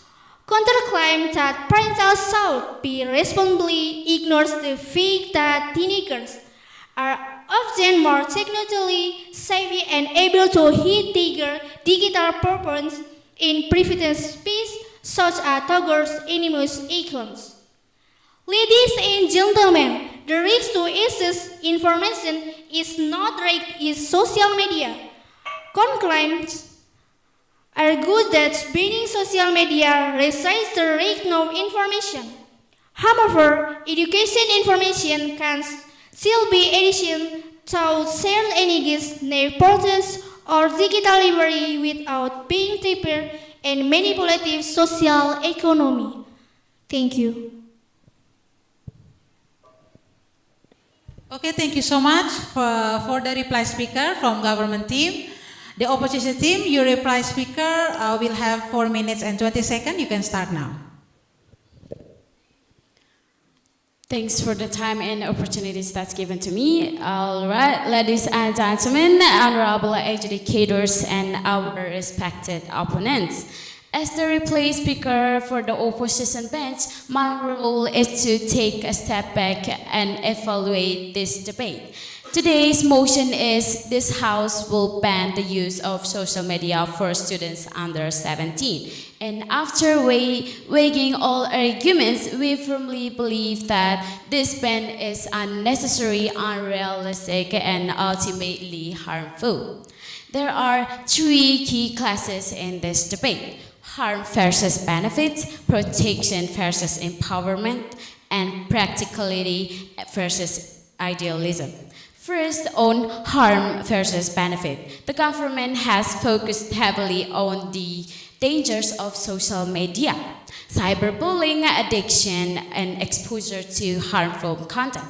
We don't deny that these risks exist. However, what they fail to prove is that a total ban is the best solution. Our team has shown that social media also provides significant benefits: access to information, educational content, global communication, and opportunities for creativity and self-expression. For many students, social media is not just entertainment. It's a tool for learning and connection. More importantly, this Harms aren't exclusive to social media and cannot simply be eliminated through a ban. Instead of removing access, we shall focus on education, guidance, and digital literacy, which directly address the root of the problem. Second, on protection versus empowerment. The government framed their case around protection, but in doing so, they underestimate young people. We argue that students under 17 are in a critical stage of development where they need to learn responsibility, not to be isolated from reality. By banning social media, we don't teach students how to navigate risk. We simply delay their exposure. When they eventually gain access, they will be less prepared, not more. Our approach empowers students with the skill to use technology safely and responsibly, which is far more sustainable. Third, on practicality versus idealism. The government's policy sounds good in theory, but it fails in practice. How will this ban be enforced? Students can easily bypass restrictions, create fake accounts, or access platforms through others. This makes the policy ineffective and unrealistic. On the other hand, our approach, education, parental supervision, and platform regulation, is practical and adaptable. It works with reality, not against it. Our answer is clearly no. Before I close, let us remember the world is becoming increasingly digital. Social media isn't something students can avoid forever. It's something they must learn to use wisely. In conclusion, the opposition has shown that the benefits of social media are significant and cannot be ignored, and a total ban is unrealistic and ineffective. For this reason, we strongly oppose this motion. That's it. Thank you. Thank you so much, reply speaker from opposition team. That's the end of our fourth match and the last match for today. Thank you so much for amazing performance, and please shake hands with each other and go back to your seat. We give them applause, ladies and gentlemen, for closing today's performance.